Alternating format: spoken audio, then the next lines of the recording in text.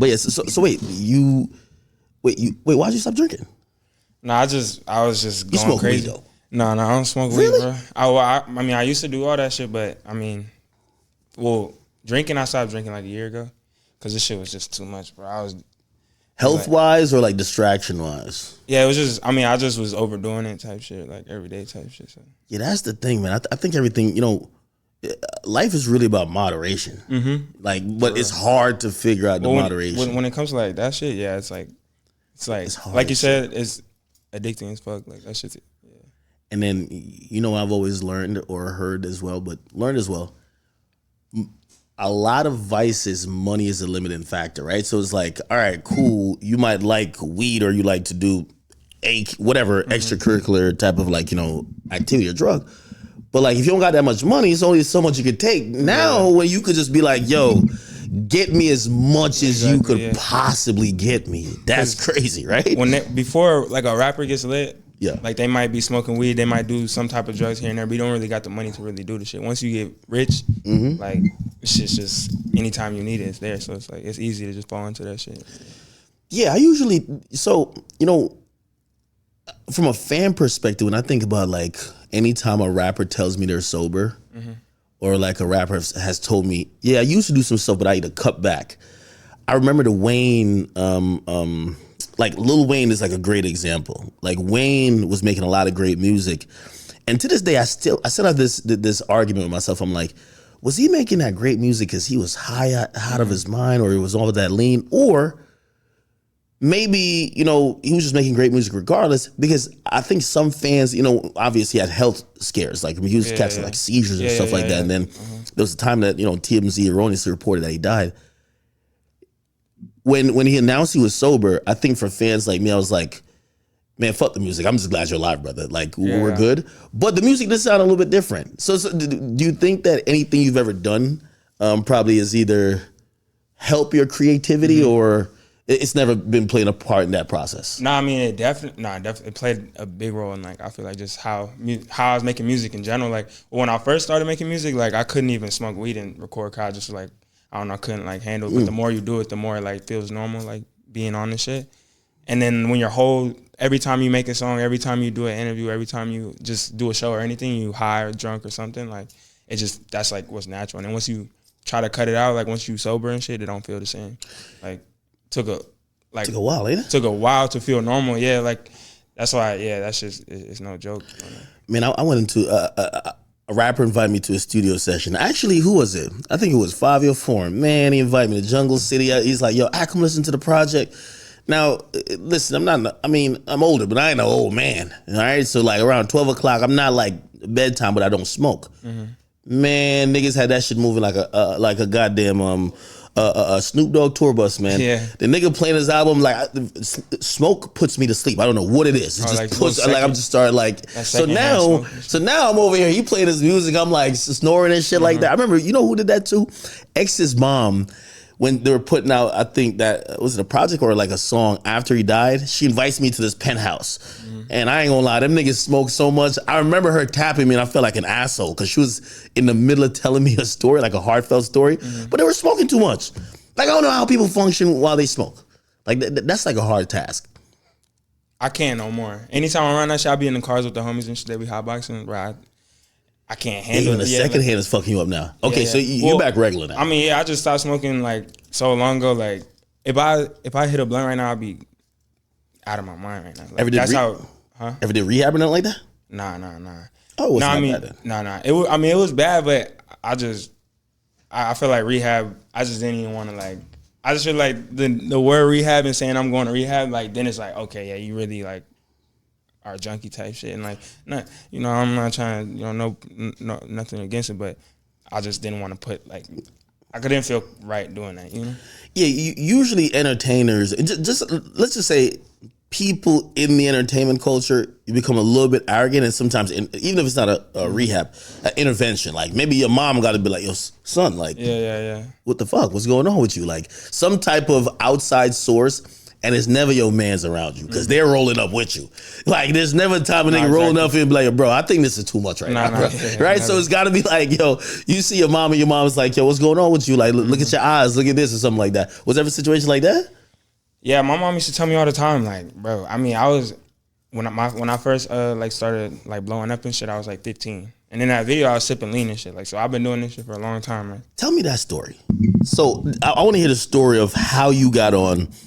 I just remember, what year are we talking about at this point? That was 20. Well, it dropped like the end of 2017, like December. Okay, very special time in music.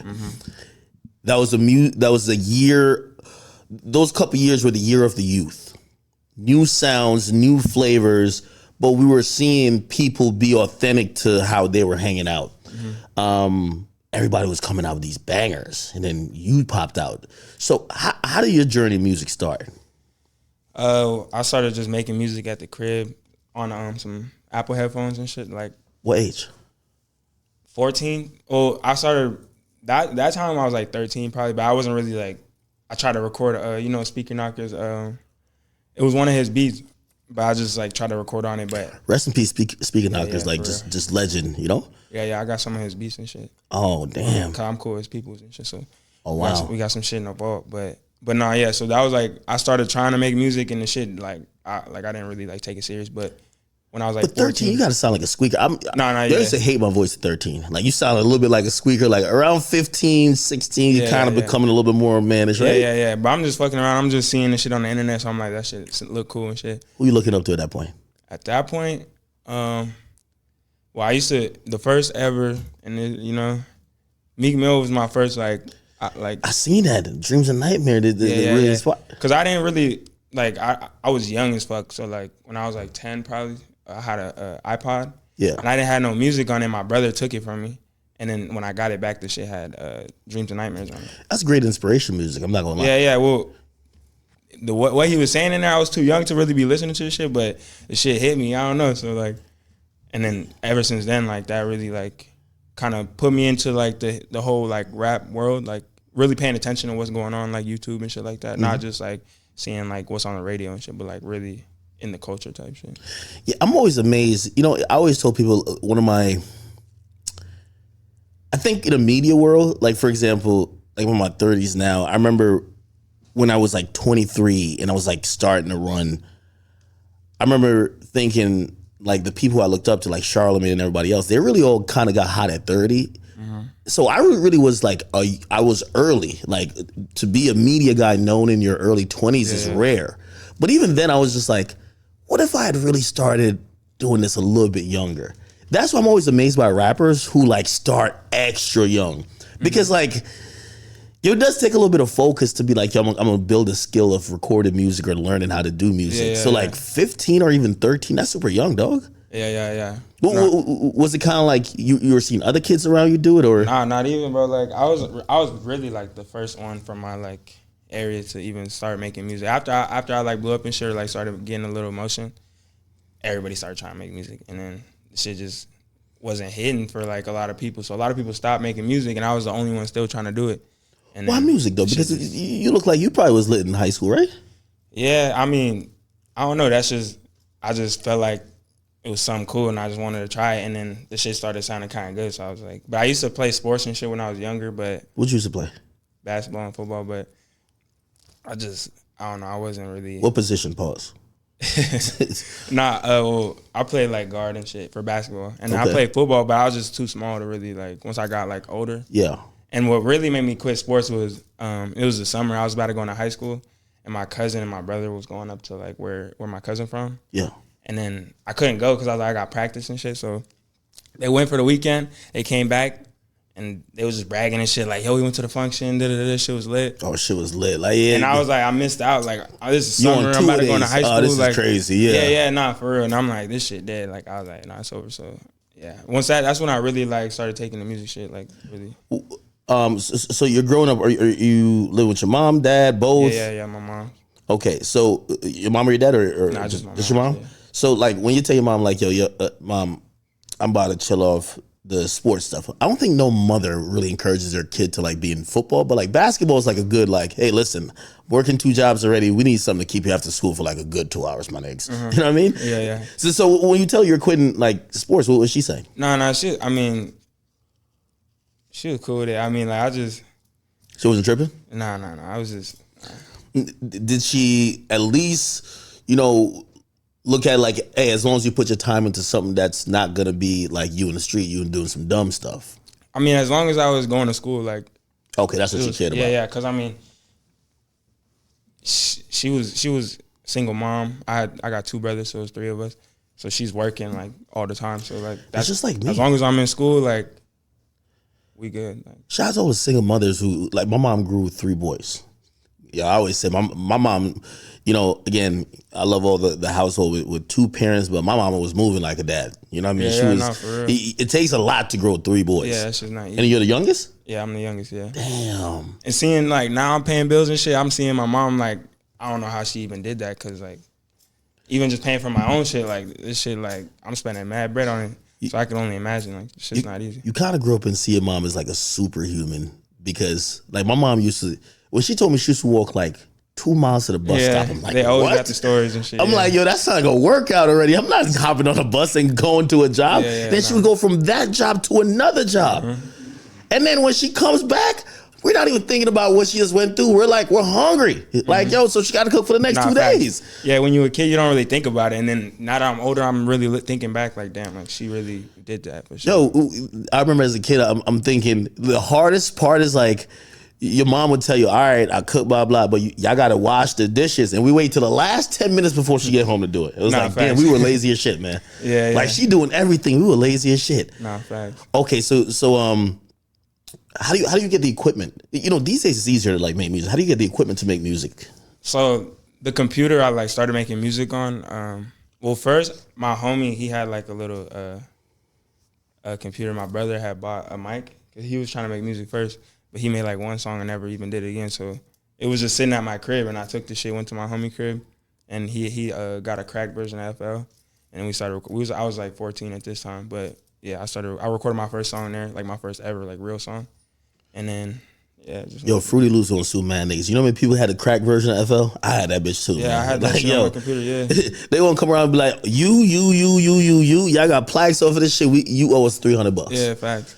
So you got the crack version, and you just start like was it like natural, or you had to like learn? Nah, bro. I ain't gonna lie. The first song I ever did was like trash. So it's not on the internet no more. I took it off. But you remember how I go? I ain't. You probably do, but it was Panda by Designer. Yeah. It was to that beat. Damn. And I just dropped it on YouTube. It had like my whole school. I was about to go into high school too. So like, nigga, what was the course? It was like, yeah, duplicate. Like I was talking about money or some shit, but yeah, I was just trying. Now, you're from Seattle, right? Mm-hmm. You know what? I only know a few things about Seattle, so you got to put me on game on not only the music scene, but just like growing up in Seattle. All I know about Seattle is rain. They say Seattle rains a lot and it's dark. And I was like, that doesn't seem like some place I would really want to go. How is it in Seattle? And which part of Seattle, by the way? I'm from up north.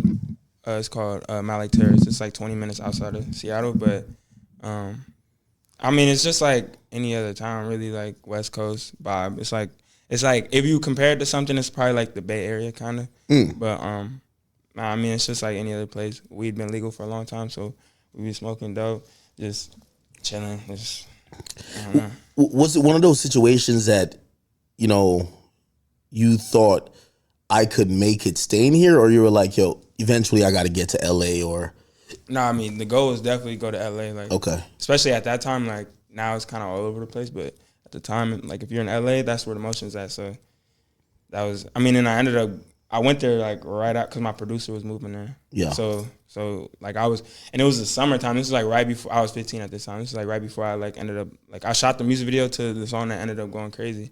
And I'm like begging him. I'm like, please, bro, bring me out there. Like I'm trying to get out of here. Like this shit's dead out here.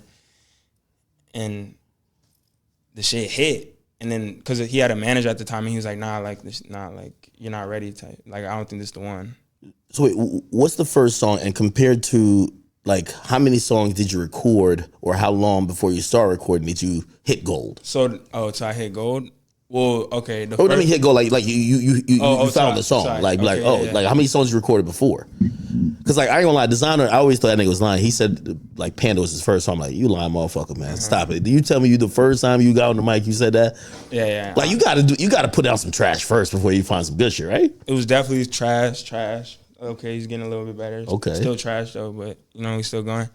It probably took it took like a year. I mean, I couldn't record every day. Like I didn't have because I was recording at Broker for a little bit, and then you get to high school, like the people you were cool with before, like you don't got class with them no more, so you don't even like see them type shit. And then plus, we just getting older, finding new people to hang out with, and then so I had to just figure it out. And there was a studio called Undercast, and I used to pay like $250, and it was like for the whole session it was like $300 because it was like 3 hour minimum, it was like $50 an hour or some shit. Where the hell you getting the money from?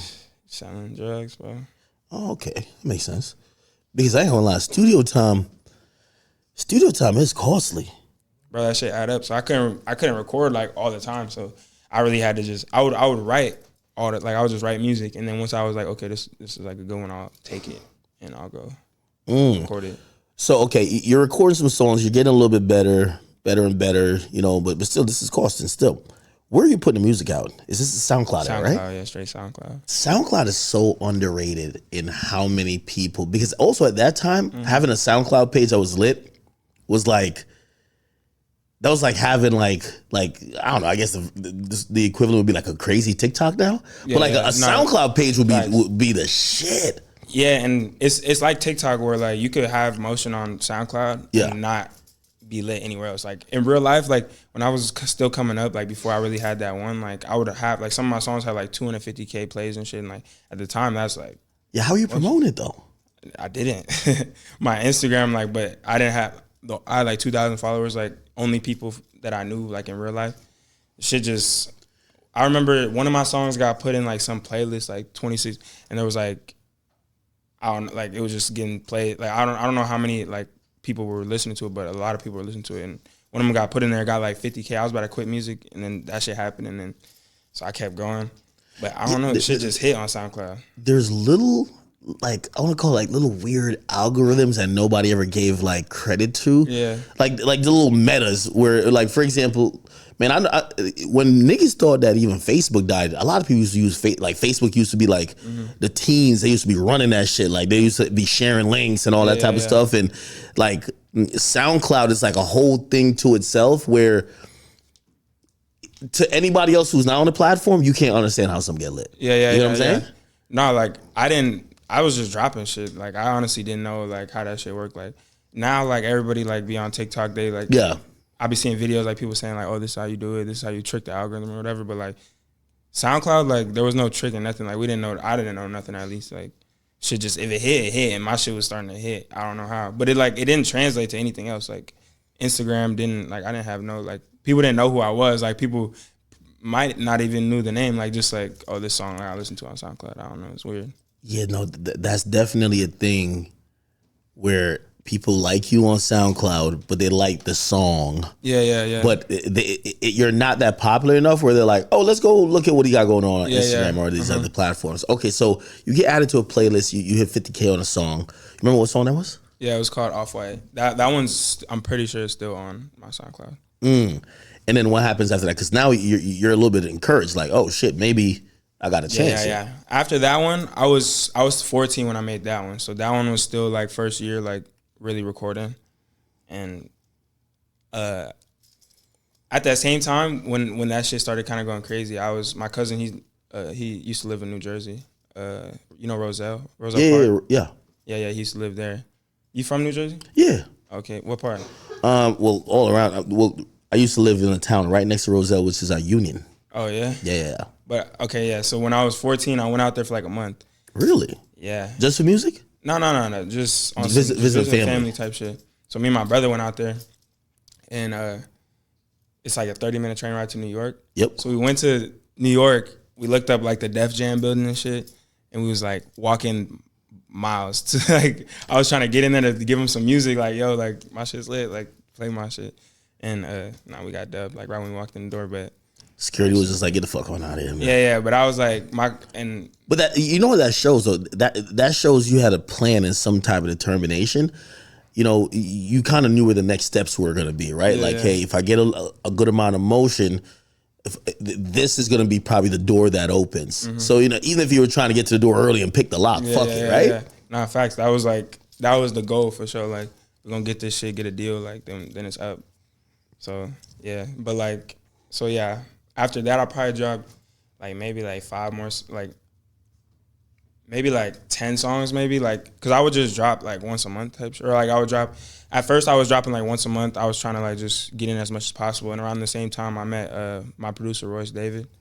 And he just started letting me record at his crib. He for free now? Yeah. Okay, yeah. So, yeah. Well, at first, like, stop paying that $300. No, but at first, because his homie hit me up and was like, yo, like, I heard you record here, da-da-da, like, and at this time, I really wasn't recording, like, at all. Like, I would record, like, once every, like, 3 months or something, like, because I'm not trying to spend, it's a minimum. I got to spend, like, $300 every time I hop in the studio. And, like, I wasn't that good, and, like, I didn't really know where this was going to take me, so I wasn't trying to spend my money on that.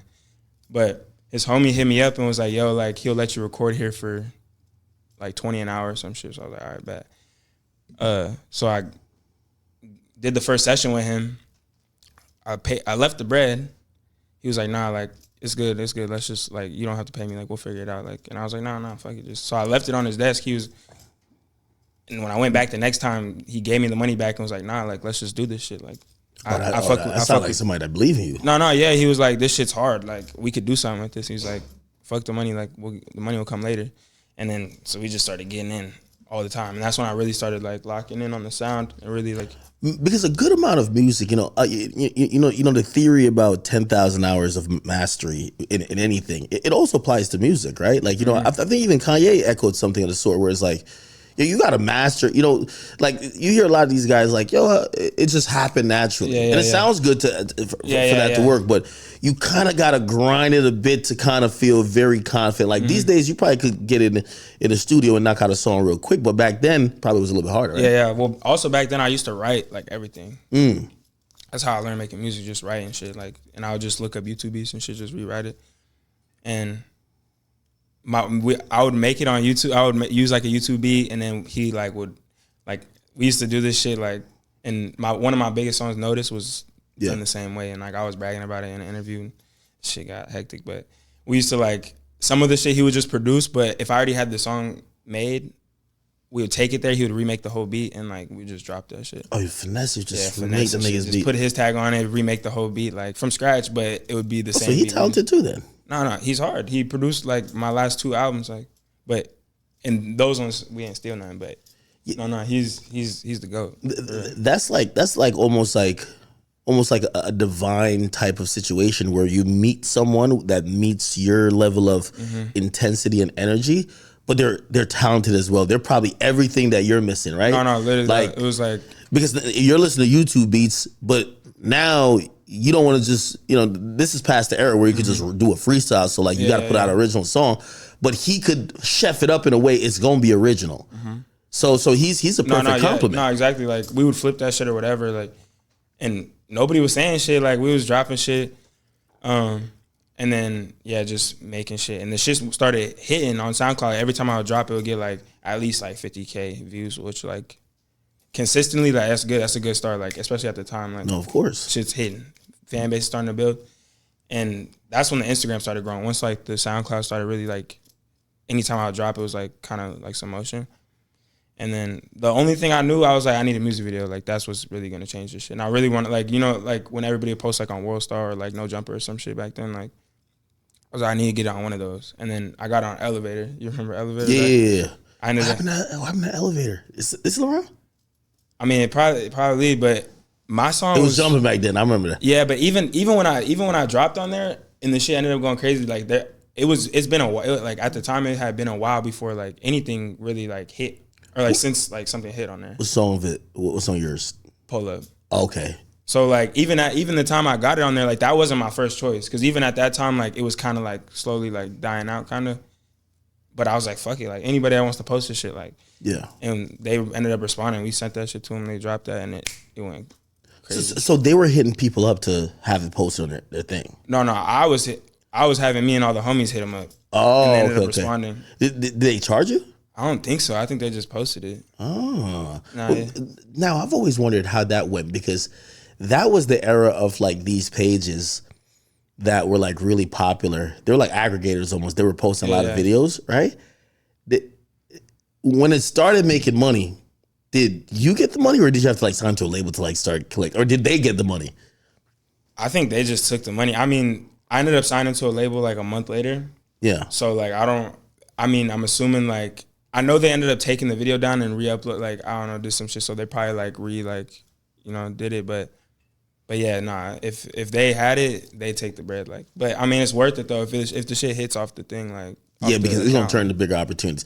Okay, so you say in a month, like, so a month after that upload, are you sneaking into Def Jam again, or like how do you get a label? Nah. So literally, like the first day I dropped that shit, I remember the first label that called me was APG. You know APG? Yeah. They called Mike Karen called you person, brother. I need you. I don't. One of their A&Rs like sent me an email. I thought this shit was a scam. I'm like, nah, that shit's cap. But I got on the phone where it was like some girl, and she was just like, yeah, like I work at APG. I'm an A&R here. Like, you should come to LA or whatever. And I was like, I'm 15. Like, I'm not in LA. I'm in Seattle. And then that was also the age of super young rappers too, though, because like Lil Pump's 16. Yeah. You're like 15 at the time of this call. It was definitely, yo, the teens are running shit, and it's not like it's all about the kids at this point. Yeah. Okay, so when you get this call, you think it's a scam, but they're at least sounding legit. Well, yeah. I mean, the first day that video was out, it had like 10K, and every day it just went like 10K. 20K, 30K, 40K, and it just kept going up. And yeah, first day. But honestly, like at the time, like getting something like that and you have like, it's like your first really like big thing. Like I felt famous as fuck at that time. Like I was like, I'm lit now. Like me and all the homies like, yeah, like we're. How were they treating you in school? I was lit. Like I was walking through school, everybody, like, well, when that shit dropped, I left school like, because it dropped at like 10 a.m. I was in class and I was like, okay, yep, we're out of here. Like You just left school the same day? Yeah. So I told my mom, I was like, look, like if this shit hits 30K in 3 days, I'm about to drop out. What is your mom saying? She was like, yeah.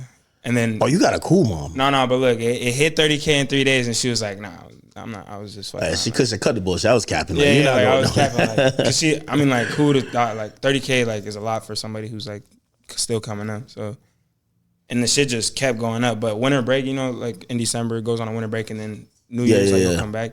So my producer was moving out to LA on the 1st, and I was like, let me go with him type shit. Like we was on winter break and shit, so I was like, let me go.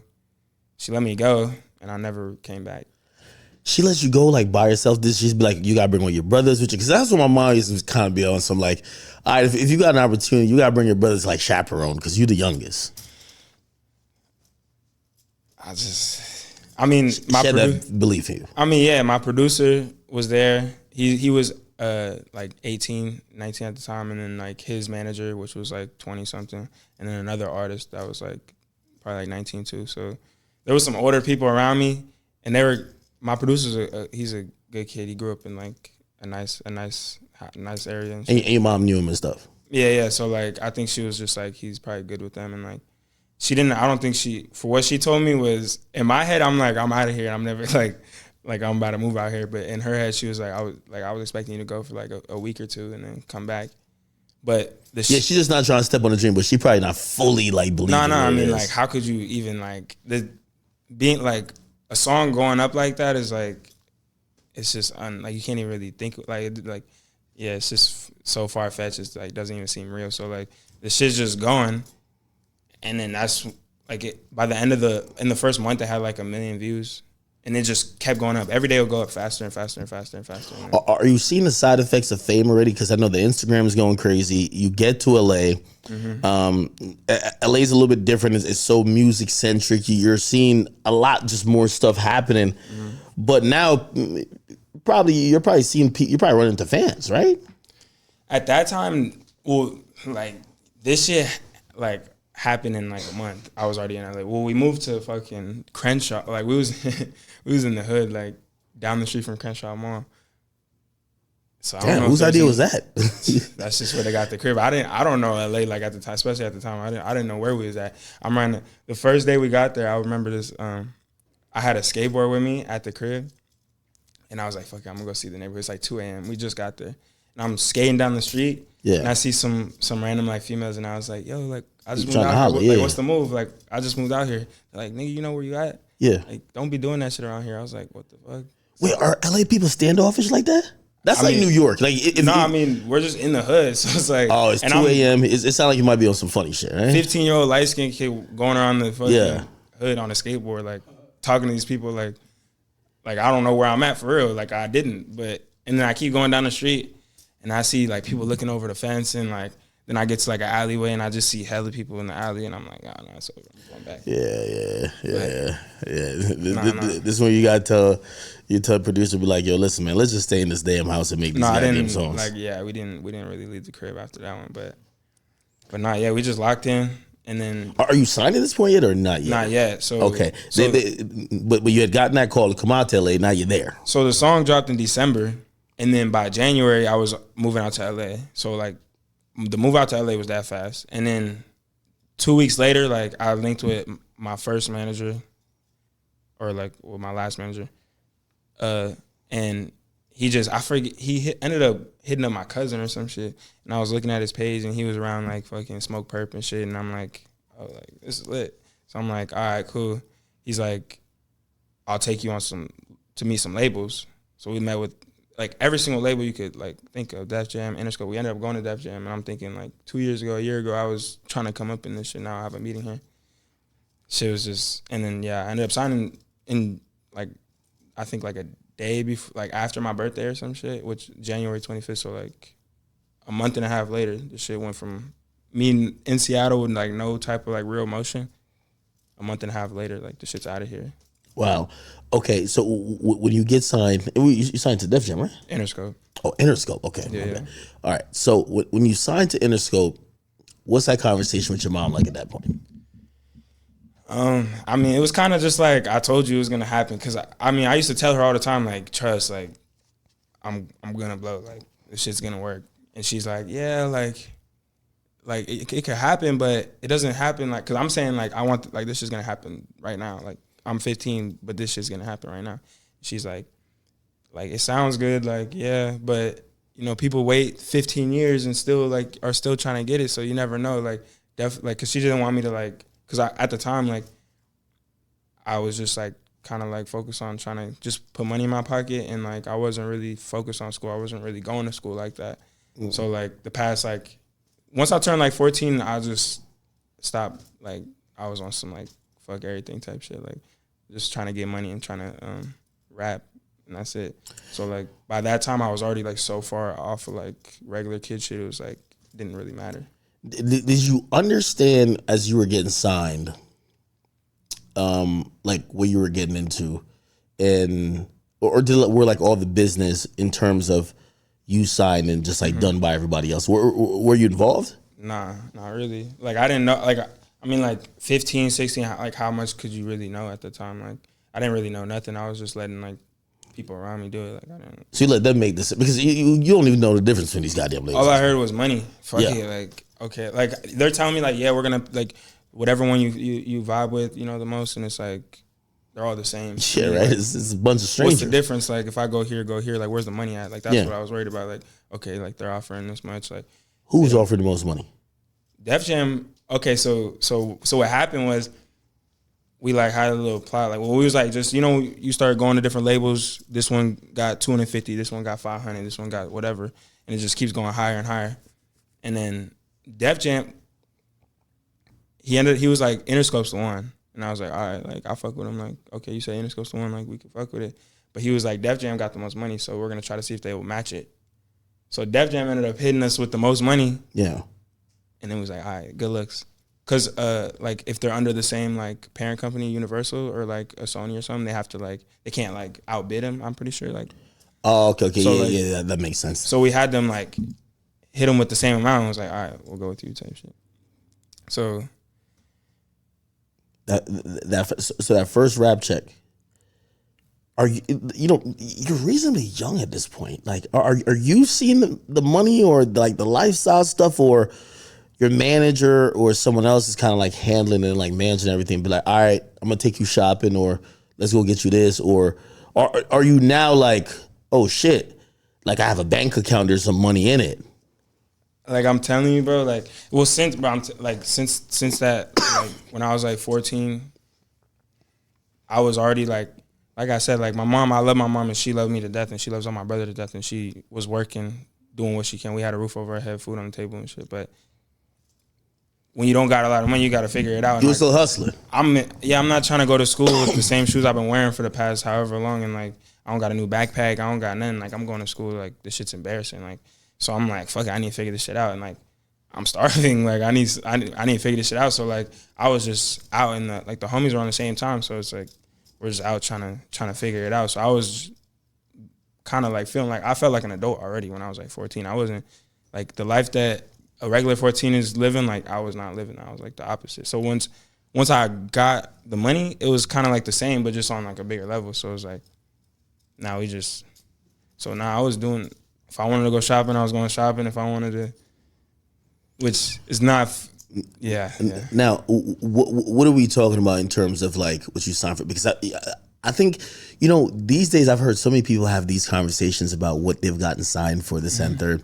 And I always tell people, Lil Pump got signed for $35,000, right? And sometimes people are so bent up on what you got signed for that they don't realize that, a record deal in advance is a loan. Yeah. And you could have a successful record. It doesn't mean that's the only money you're going to get. Yeah. Or you could take a big advance. You could get $2 million, and then you might not never see any more money because maybe your records take a long time to get to that.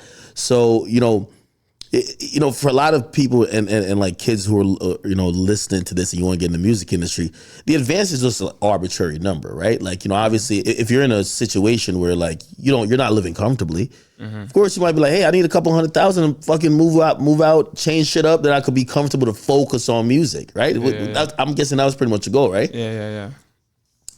So how much you signed for? Well, I mean, the first advance or whatever. The first advance was $500. 500,000? 500,000 straight to my pocket. And pretty much that came off that one song? One song. Oh, you lit there. One song got me $500K. Damn. In a month. I dropped that shit a month later, $500K in my pocket. I was 15. So they wired it to an account that you see. Like you see it in the account. That shit hit, yeah. What the day it hit, what you thinking?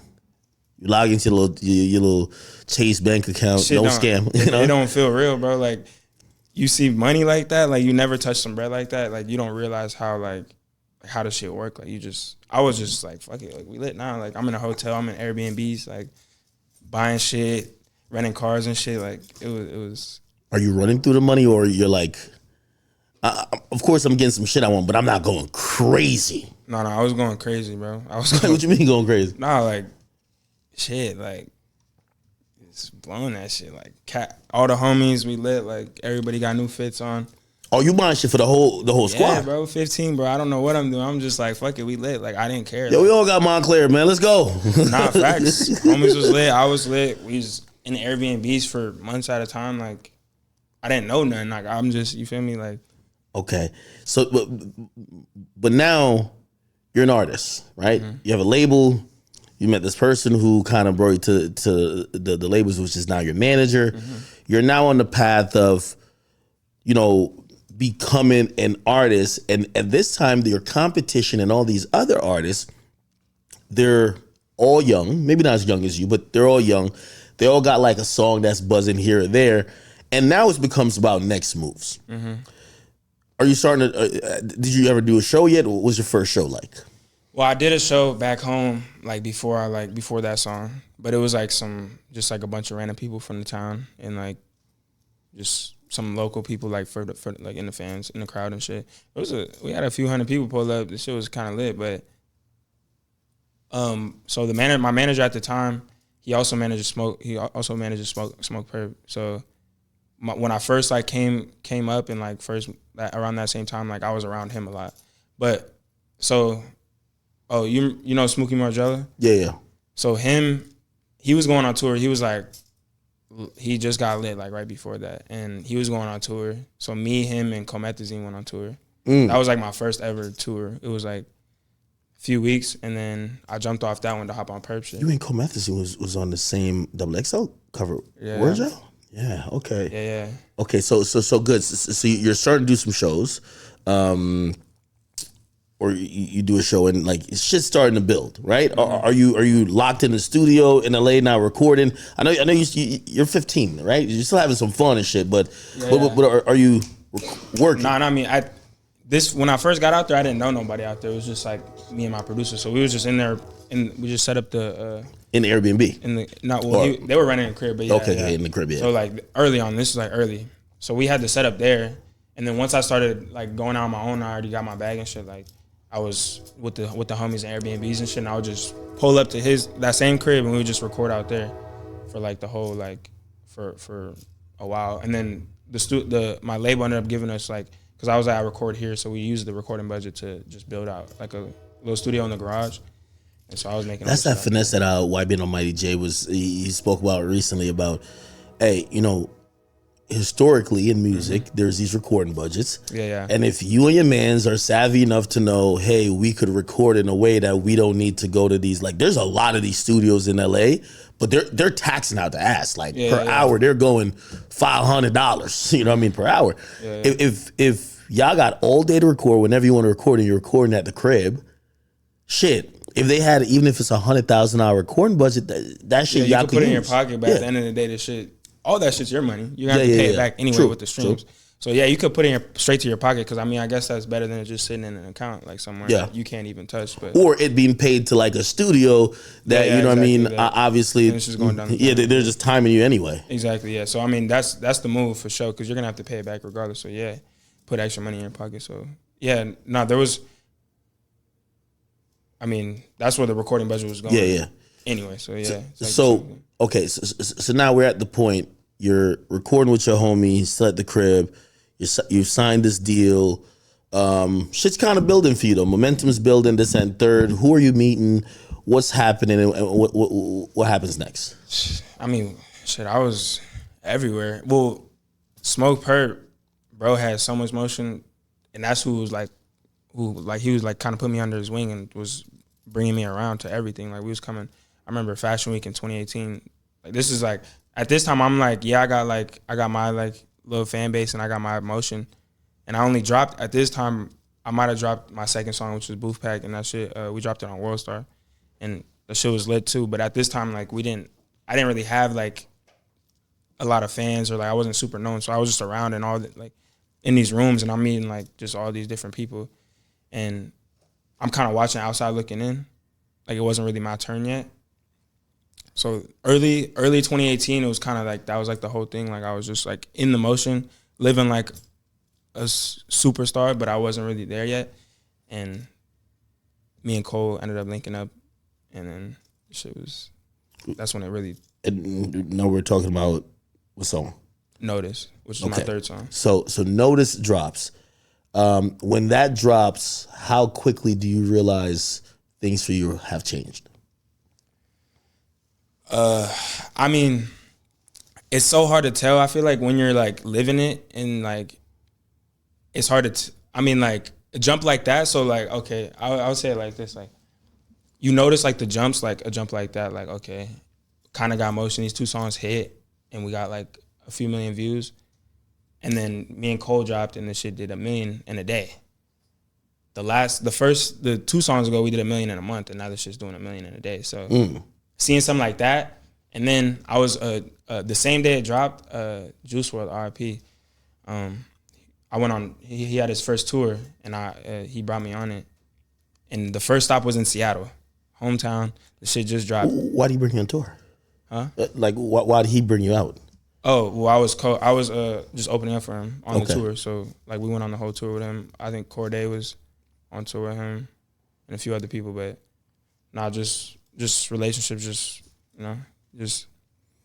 but yeah, so seeing that, everybody singing the song, like first day it's out, like that was a different feeling. I never felt that until that moment. So the shift is crazy, but that shift kind of happens a few times in someone's career, like, and it could happen it really happens over and over again, but I feel like once you get to a certain level, like, it kind of just feels the same. You can't really tell the difference too much. You start getting used to it. How influential do you think Cole is in terms of a lot of artists like you, like in shaping your career? Because I think that era is defined by him having an impact and an imprint on all of those, you know, artists who really went, like, it just felt like they went from Earth to the moon really quickly, right? No, that's how it was happening with Lyrical Lemonade. Like, you got a Lyrical Lemonade video, your career has changed forever. Like, that's, like, Cole was doing that for a lot of people. Like, well, now, I don't want to incorrectly mess up the timeline, but who are the first people who helped build Cole's platform? I mean, there was a few, but I think Nimir was Nimir one of them. Famous Dex. Oh, Famous Dex. Yeah, he was like really like the pioneer for that shit. Like, okay, that was like the first ever. That was, I forget what year that was, but that was like the first Cole Bennett video I ever watched. Might have been like 15, 16? It was, yeah, maybe 2016, maybe 2015. Yeah. You know what's so crazy, dog? Like, how old are you? 22. Bro, we're talking about 10 years ago and you're fucking 22, my nigga. Yeah. Like, do you realize that, like, you know, 2016, which a lot of people believe is a golden era for new youthful music, we're pretty much at like the 9-year mark, which is like, it's almost like in 2 years, it's going to be like, yo, all right, let's do a decade celebration. Like, that's crazy. And all of those artists still super young. Right? We're not talking about people who are like, yo, like in their 40s and 50s. Like, these guys are like not even 30 yet. That's crazy. Yeah. Okay, all right. So, all right, you get the Cole Bennett video, shit's going crazy, notice is going up. Are you booked at Rolling Loud yet? I think Rolling Loud is also a good barometer for like a lot of artists at that time. So my first Rolling Loud, I think, was at the end of 2018 in LA. I think that was my first, or yeah. But my first Rolling Loud actually might have been in Miami, but I wasn't actually on the lineup. Perp brought me out. You came out with Perp. Okay. Yeah, he brought me out. I did a song. What's the difference in how you're feeling? All right, because there's always, you know, there was a time that I don't want to, you know, incorrectly put any artist a certain place, but I don't know if it's Lil Baby or something like that. But before he's Lil Baby, he shows up on somebody else's bill. And then when now he shows up on his own. So it's the same with you. Like, you show up with Perp first, and then you show up and, yo, this is your slot. What's the difference in feeling when you pull up that second time, you got a song, you know, people gonna rock with, and you're actually booked? I mean, it's way better that way, honestly. Like, but when you get an opportunity like that from Perp, always grateful for that, because that's like, they're putting me in front of however 50,000 people, however many people that run loud. It's crazy, but when the fans are there for you and they know who you are, it's different. Like, it's not just people looking like, who is this guy? Like, seeing your name on the flyer, like, got to do something, right? Yeah. Once you, that first, like, touching, also seeing it back afterwards, because like when you're in the shit, like, it's just like, it's so much going on. It's kind of doesn't feel like, it feels like a dream or something, because it's just like so much going on, especially like the first time doing it. Like, but seeing it after, it's. I feel like as we're talking here, all of this shit happened in a blur for you. And like, we're trying to slow time down while you were in that moment, you were just living thing after thing. You didn't really get a chance to like, okay, let me process what just happened. Like, fuck, I'm a part of this history. Like, yo, Juice really brought me out. Like, I'm forever attached to I'm one of those artists that had that Lyrical Lemonade video that went 1 million a week, that went so crazy. Now I'm in right? Like, did you ever like take a moment to like reflect? Because a lot of shit turns into a blur, right? Like, especially when you're just going through the motions. Yeah. Because think about it, a month, you're in Seattle. In a month, You're motherfucking in LA. Yeah. You get a deal. You're getting money. Your homies are with you. You buying everybody everything. Now, like you keep working. You keep dropping music. Another song comes out. Lyrical Lemonade video. You're then at Rolling Loud. Now you got your own set. Like you're not really like taking a second to like really soak this shit in. You're just going through the motions, eh? Nah, and it's happening so fast. Yeah, like that 1 month goes by so fast. So like as these songs are coming out, this shit's just going. Like I don't even realize it. Like even thinking back, like I can really only remember certain parts. Like it's just it goes so fast. Like the whole year went by so fast. Like I mean, still to this day, like there's just so much going on. It's like it's hard to really sit back and take the time to really even think about it. Like, but there has been back then I didn't, but now that I'm older and like I'm like kind of like realizing like how much time I really have left. Like I'm thinking like all the shit that happened in that past, like in such a small window is crazy. Like it's definitely a blur. Sure. No, that's absolutely amazing. Okay, so cool. So notice is going up now, right? What's the feedback from your label? Because they gave you a deal before that, so they were expecting some shit like this. But it looked like the stars are aligning, right? Mm-hmm. I mean, everything kind of changes when something like that happens. Like a song that, like, because until that moment, I didn't really have a song that was really like kind of mainstream like type shit. Mm-hmm. And that like changes the conversation for everything. Like different rooms, you're getting brought into different rooms, different conversations, phone calls. Like it's all different. Like Interscope's treating you different now. Like because you priority now. That's what that's called. You're now a priority. Now it's a priority. Like yeah. And that feeling, it's a great feeling because like you feel like you're working as hard as you can, and like it feels like exactly what you're working for. You know, because trust me, I've been there where you see some numbers and some dollar signs on a paper, and you're like, damn, they really believe in me like that, and you're not realizing they see something in you, or they know you're gonna do something, and you're wondering, am I gonna do it? Like you got the confidence, but you don't really know until you do it. And the first time you do it, you're like, okay, now it makes sense, right? Like you know, it's hard. I feel like when you're that young, because like I didn't even realize it. Like I honestly like 500,000. Like I didn't know how much that was really. Like that's a lot of money for it is. But I'm saying like when you don't really understand it, it's like I don't know how much. I didn't know how much because up until that point, I didn't ever drop music on Apple Music or Spotify. Like nothing. I was only dropping on SoundCloud, YouTube.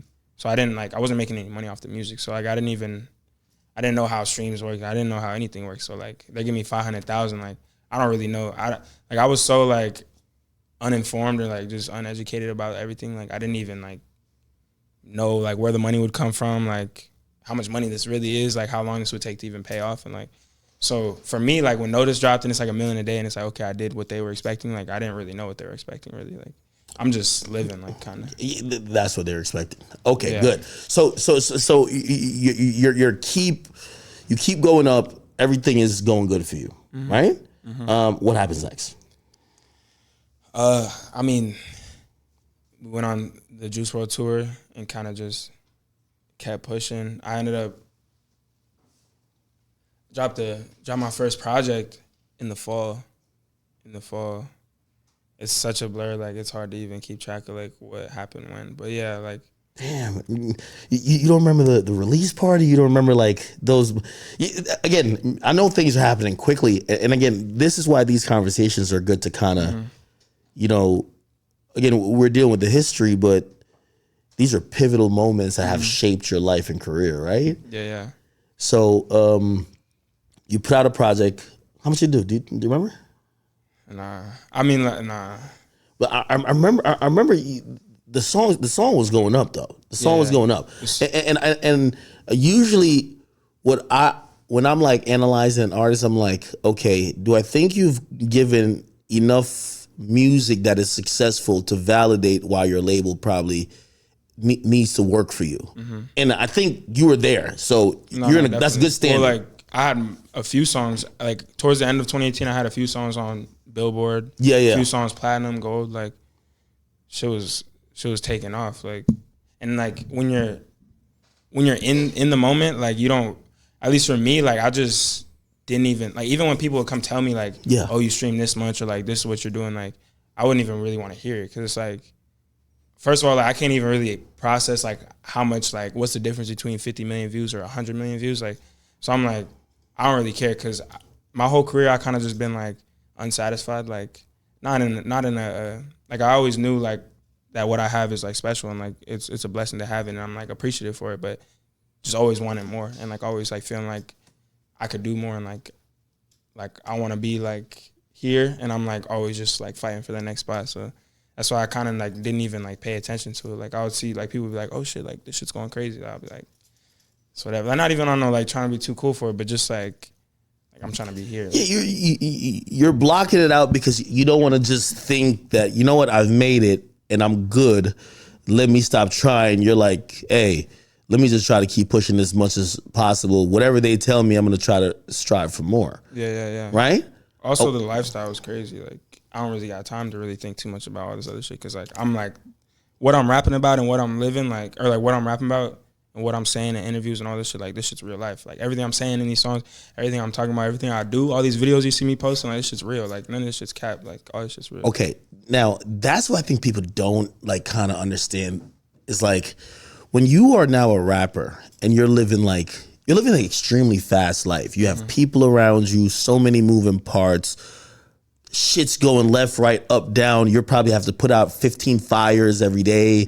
You know what I mean? Sometimes y'all get into shit. Please pull y'all over. This happens. Yeah. Shit, this nigga almost burned down the house. This nigga over here, like, you know what I mean? He get into a situation. Like, you're just dealing with a lot of shit, right? And it's just happening. Like, it's just keep going.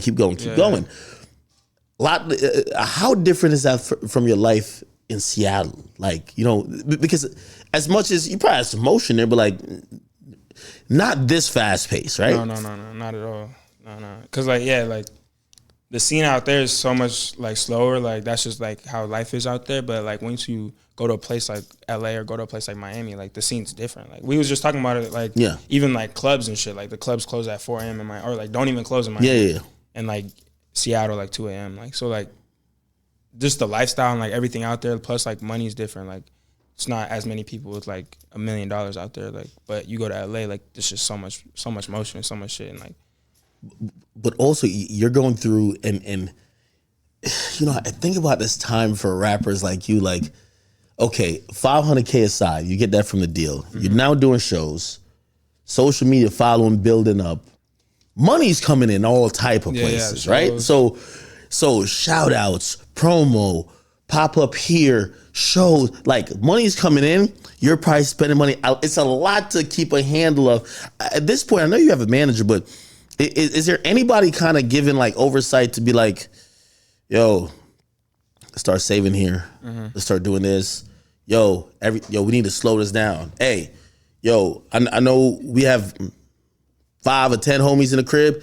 Yo, these niggas keep doing this, them niggas gotta go because they fucking up is there anybody to do that, or you're just like, I mean, we're going through the motion? Like my manager at the time, like, and I had a business manager, and they would try to tell me shit, but like, bro, like, there was nothing you could tell me that would make me want to like listen to anything you're saying because I got it. Like this is like, I don't know. It's just when you have something like that and like there's just so much shit around you, like it's hard to like listen to anybody. Plus I just felt like I knew everything. Like yeah, because of course what you did worked. So it's like you're listening to these people and you'd be like, well, you don't know the sauce. The sauce is this. The sauce is doing what the fuck I want to do. Exactly, like, turning up. And you remember that time, like every rapper out in 2017, 2018 was the whole shit was crazy. Like, and it's not just like for like I feel like nowadays it's a lot of people like capping. Like this shit's like they'll make their shit look like a certain way and then they'll go home and like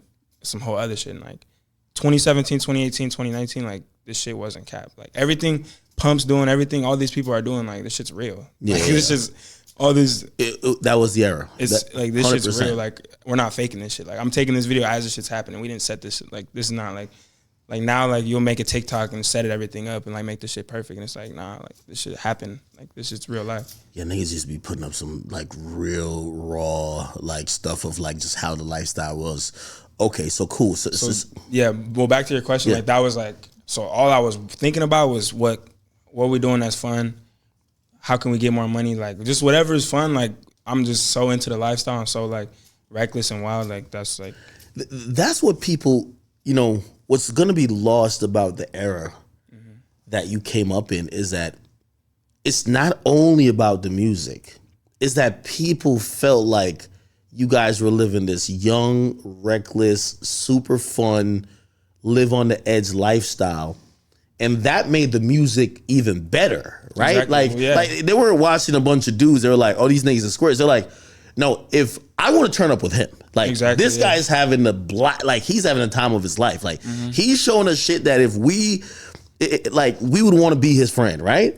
And I think now it's a little bit more controlled. Like we haven't seen like a young artist just kind of like even when like and not to throw my man on the bus because I kind of like him as an artist, but like say like Lil Mabu, like he's a young artist and he kind of puts out like a good decent image of like us turning up this and third, but it's definitely way more controlled than what you're seeing. It's not chaos, right? You know what I mean? Like I think back then it was actually chaos. These niggas, like it wasn't like, and I fuck with Mabu. Like that's my homie. Before he even started dropping music, he was at my crib and shit. And he was telling me like, yo, like he was playing me music and shit. And I was like, honestly, was like, bro, just be safe, like, cause I heard what he was rapping about and I heard what he was trying to do, and I'm like, just be careful, cause like this shit could get hectic. But like, it's like he's not. I mean, there's a bunch of people out here that like they'll show one thing, but it's really not that. And it's like, he's smart with it, and he's smart for longevity purposes. But like the era you come from is like, you kind of had to be a little bit dumb and a little bit out there. Yeah. Because people got to believe the shit. Exactly. Yeah. Right? Like if they're listening to you and they think that you're partying, having fun, you're doing this, you're doing that, and then they're looking at you and they're like, I think you're trying to fool us. Like, like we live in this very transparent type of situation that they'll figure out that you ain't doing it. Okay, so cool. All right. All that's happening. What happens next? Where we at? We're probably at 2018. Yeah, 2018 still, 2018, you guys do freshman cover, right? Or 2019? That was 2019. So okay. So boom, after Cole, we shot I was on tour for the rest of once the summer hit and Notice dropped, like I was on tour with Juice WRLD like for the rest of the year. How much you making? Huh? How much you making like per spot? Per spot? I think with Juice WRLD, I wasn't making that much money. I was still like, but the exposure is crazy, right? Exactly. That's like more the point of it. I wasn't headlining yet, so like, but yeah, like, so he brought me. Okay, so look, so we're on tour. Oh shit, we're on tour, and then by the end of the year, we went to Europe. He brought me to Europe too, so the tour was like for the rest of the year. When we got to Europe, Notice the whole like 3-4 months that shit was going on.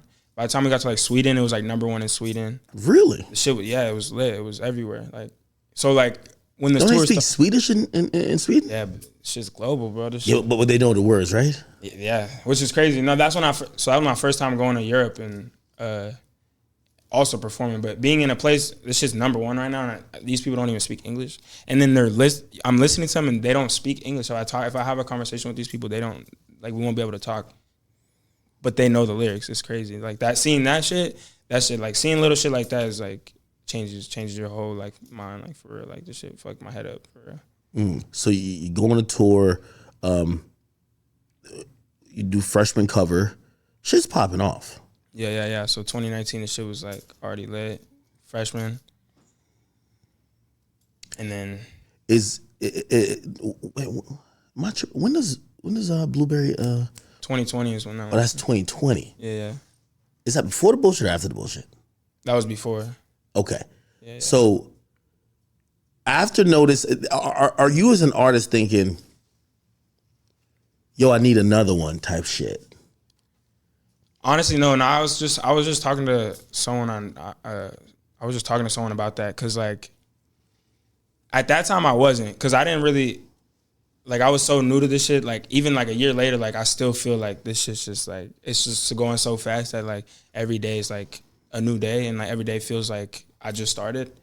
So I wasn't thinking that, like, nah, like, because people were, like, I guess, I don't know, like, I must not have been here, but people were like, yeah, like, he hasn't had a hit in a minute after Notice. And I'm like, I like, in my head, I'm like, this is the first time I heard somebody like that, because in the moment, like, you don't think this shit's like falling at all. Like this shit's going. And then what you're mentioning is something I've noticed a lot about artists. I mentioned it when it comes to YBN a bunch, and it also has to do with exactly what you're talking about with world tours.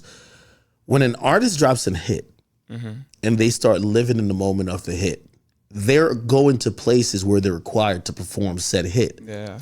So 2 years later, they're not realizing everybody outside the people who want to hear that hit, they've moved on a bit. Like, for example, I remember YBN, they went on a world tour, right? But they didn't drop a lot of new music to feed the streets. Now, if they showed up to, I don't know, Greece or whatever the hell they're performing, Yeah, it's lit.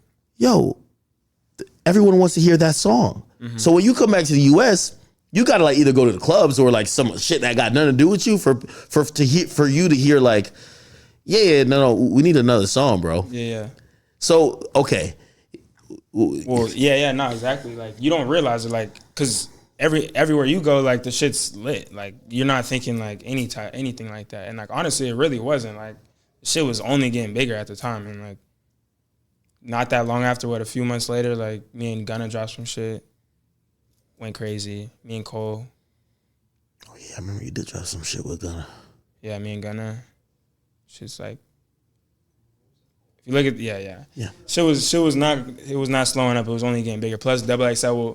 People were also saying like Double XL because like the weak ass freestyle and shit. Shit's good vibes. Do you regret doing Double XL? No, not at all, bro. Because think about it like this. Like, this is how I looked at it. Like, okay, I freestyled. Niggas laughing and shit. Okay, cool. Like, but who were they talking about? Yeah. They was talking about Mosey.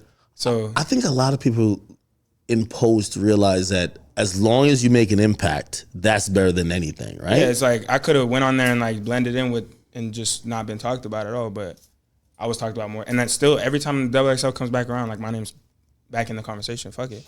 Yeah. Like, and then especially like a month later, I had another hit on Billboard. Like, fuck it, you see what we're doing? Like, Double XL, cool. So it was okay. So right after that, that's when you drop what song? Stuck in a Dream. Okay, you drop Stuck in a Dream, and then after that, so everything just keep going up at that point. You're on like a crazy ride.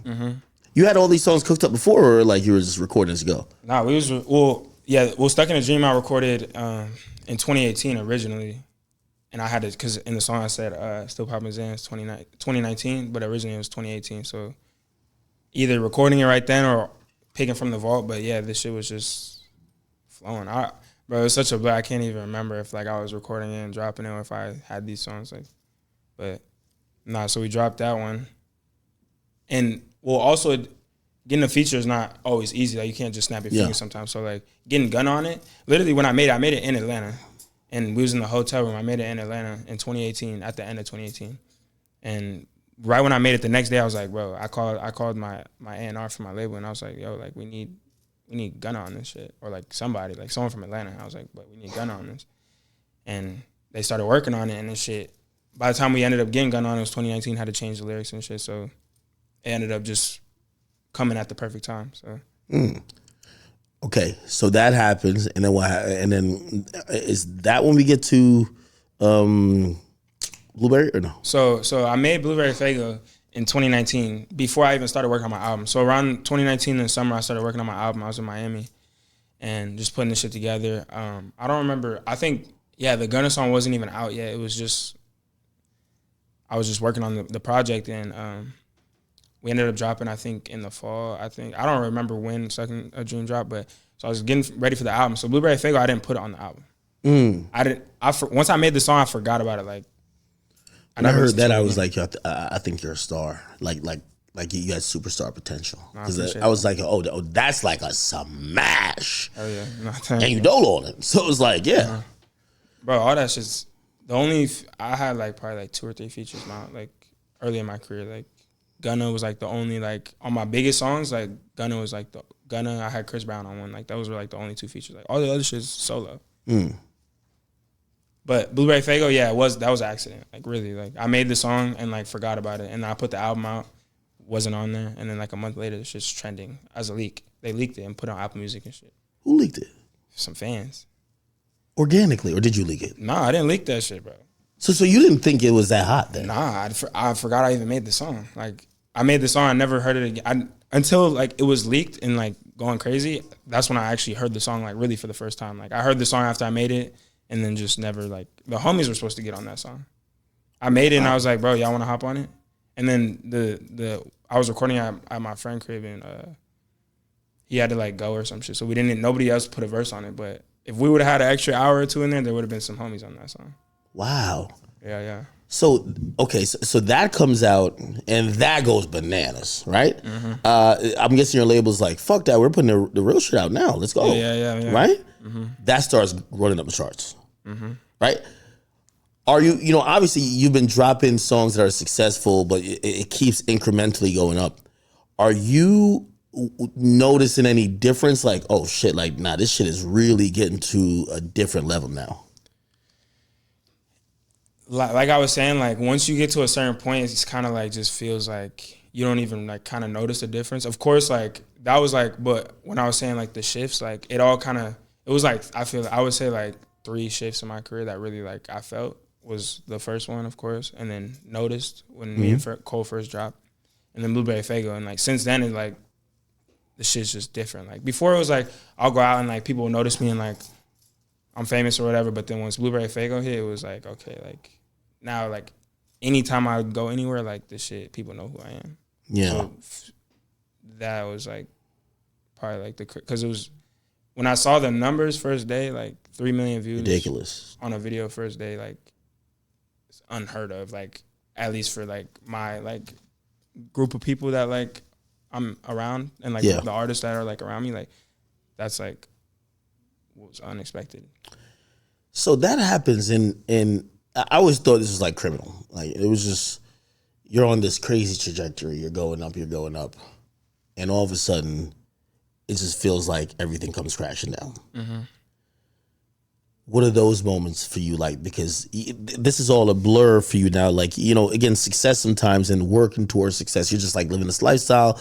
You're a little bit consumed by it, but you're working through it. At least your work is yielding some results because you're seeing the songs, you're seeing people reacting, look like you're going up. Yeah.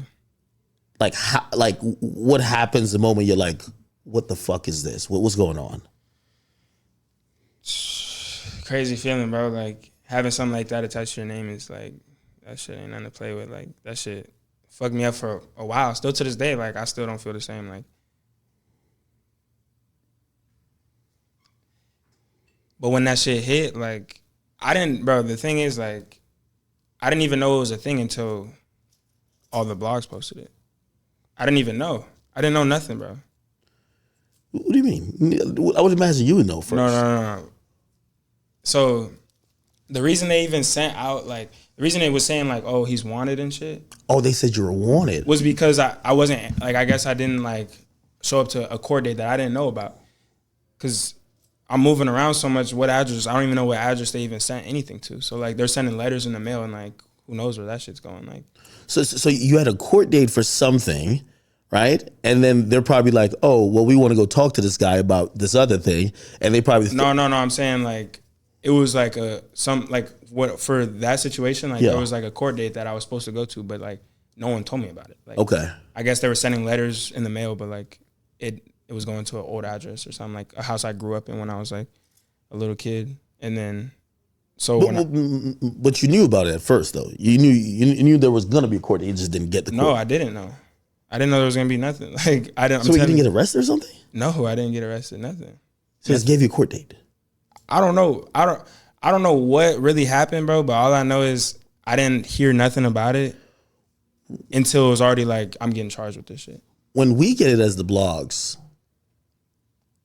it's interesting to like process those type of things because, as a man, an accusation of that caliber, nobody cares to be like, is this person lying? Is this thing true? Yeah. Let's see this through and see like they instantly already make up their mind, right? Mm-hmm. So it's a very difficult headline to go with. But then I me personally, especially if I have to speak on this, about an artist, I try to read through whatever, and I'm like, I don't know. And a lot of times you just don't know, right?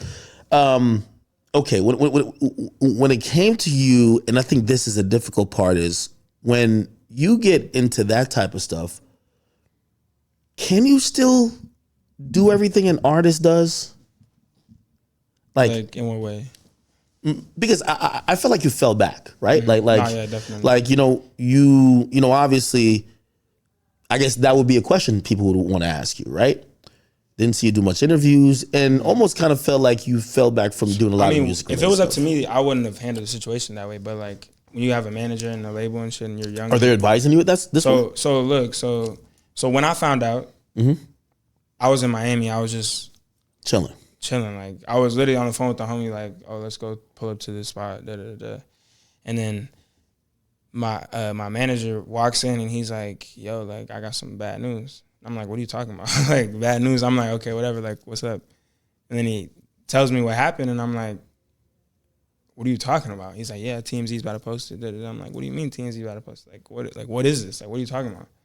And he shows me the shit, the article, and I'm like, damn, like. So he was like, look at your Instagram right now. I took everything down. And I was like.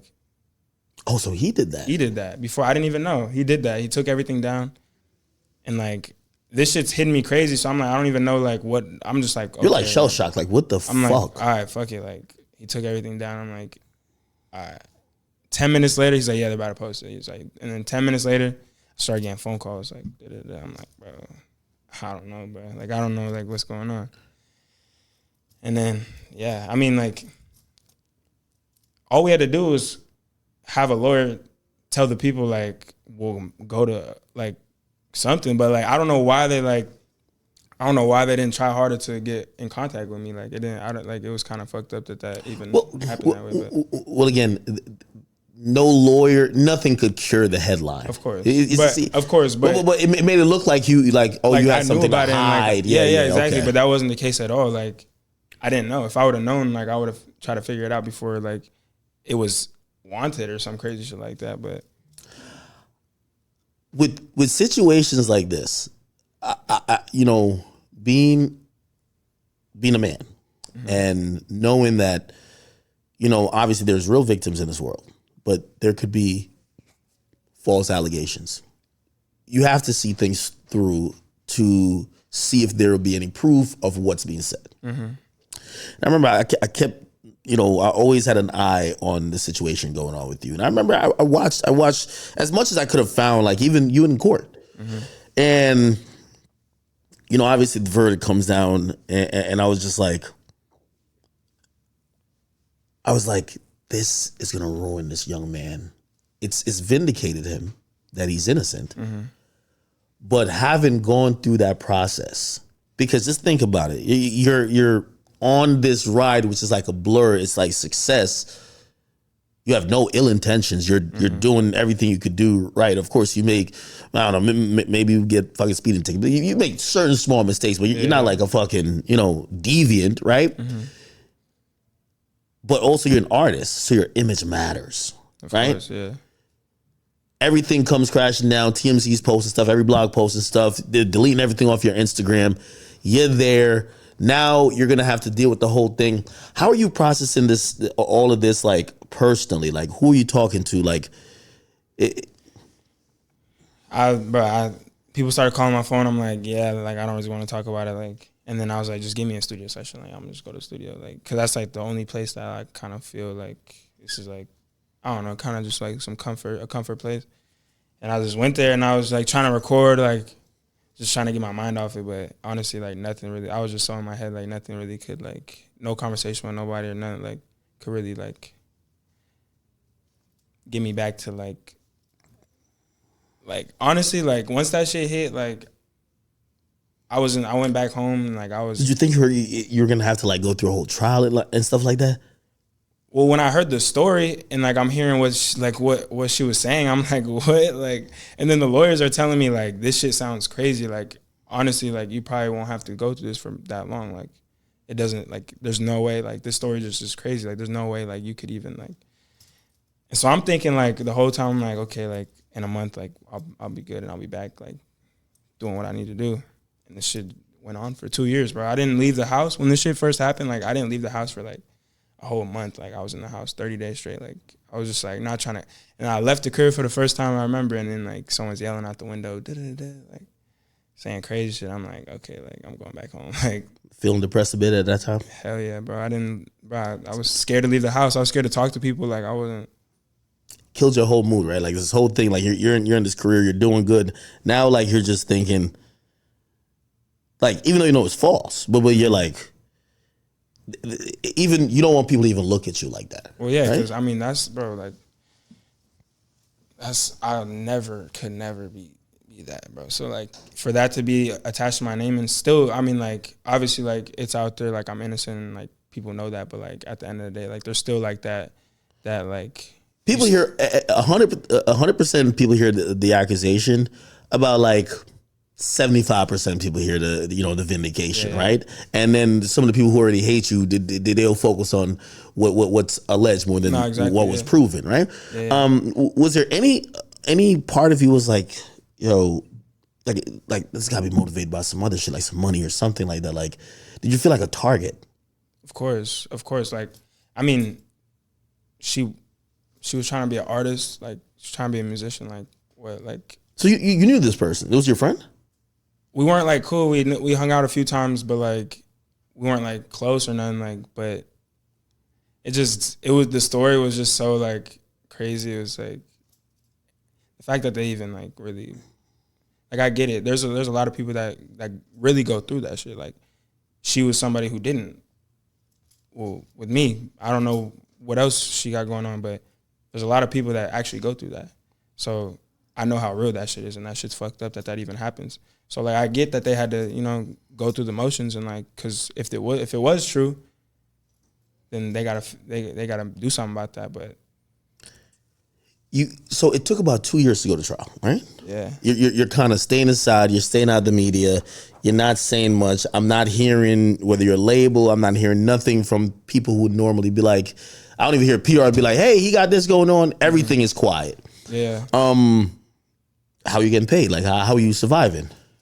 I mean, for the first like little bit, I mean, I was making money for a while, so the money was like I had a bunch of bread stacked already. So the stop, like I was cool. Like, all right, I'm gonna figure this shit out for however long. I'll take a break or whatever. Like, and the break wasn't by choice. I knew I needed to get back out there, do something to try to like change the narrative, but my label wasn't letting me drop music.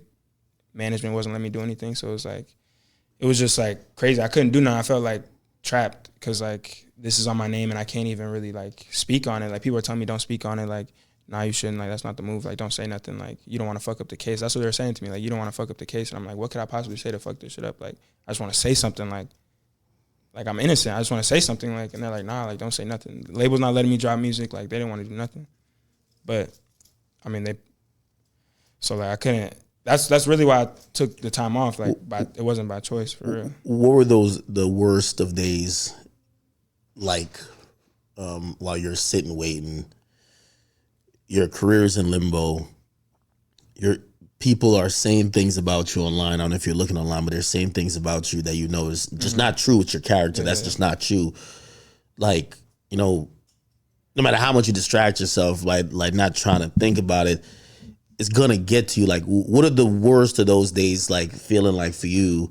And who are you confided in? Are you related to your mom? Do you have like a friend? Like who are you confided in? Yeah, definitely family and friends.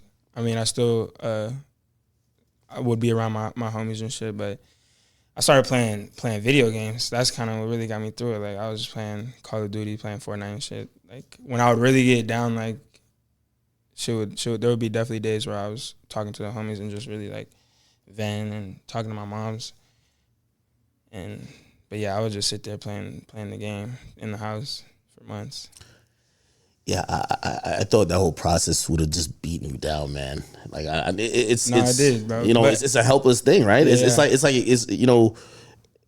especially when you're innocent, right? It's like you're now in this proverbial jail where your credibility, your reputation, your career is in a standstill. You can't really do much, right? Yeah. No, I mean, and like I was at the time, I was super I was so mad at like my label and shit because they wouldn't even let me and so I started dropping music on YouTube and shit just to get something out there. But honestly, like there's pros and cons to that because like I was so like, there were certain days where I was so like, just like upset and like, I kind of like, if I would have like been on the internet or tried to like, you know, I could have like just made myself look bad. And like, so I'm glad I took a break and just let the truth come out how it was supposed to come out. And now I'm trying to, you know, just rebuild this shit. I saw you had taken the stand, which I was right. You took the stand. You actually, yeah. And you know, that's usually very not advised, right? But also it could be seen as this person got nothing to hide, right? This person's truthful. This person is he has the same story of his innocence. He's not gonna trip himself up or make himself look any type of way. Are you nervous during this whole time? Like, you know, again, you're innocent, but like you don't know how this shit could go. Like, you know, shit. You already seen how it started. They're like, yo, he's wanted. Like, you're running from this shit, right? Yeah. I mean,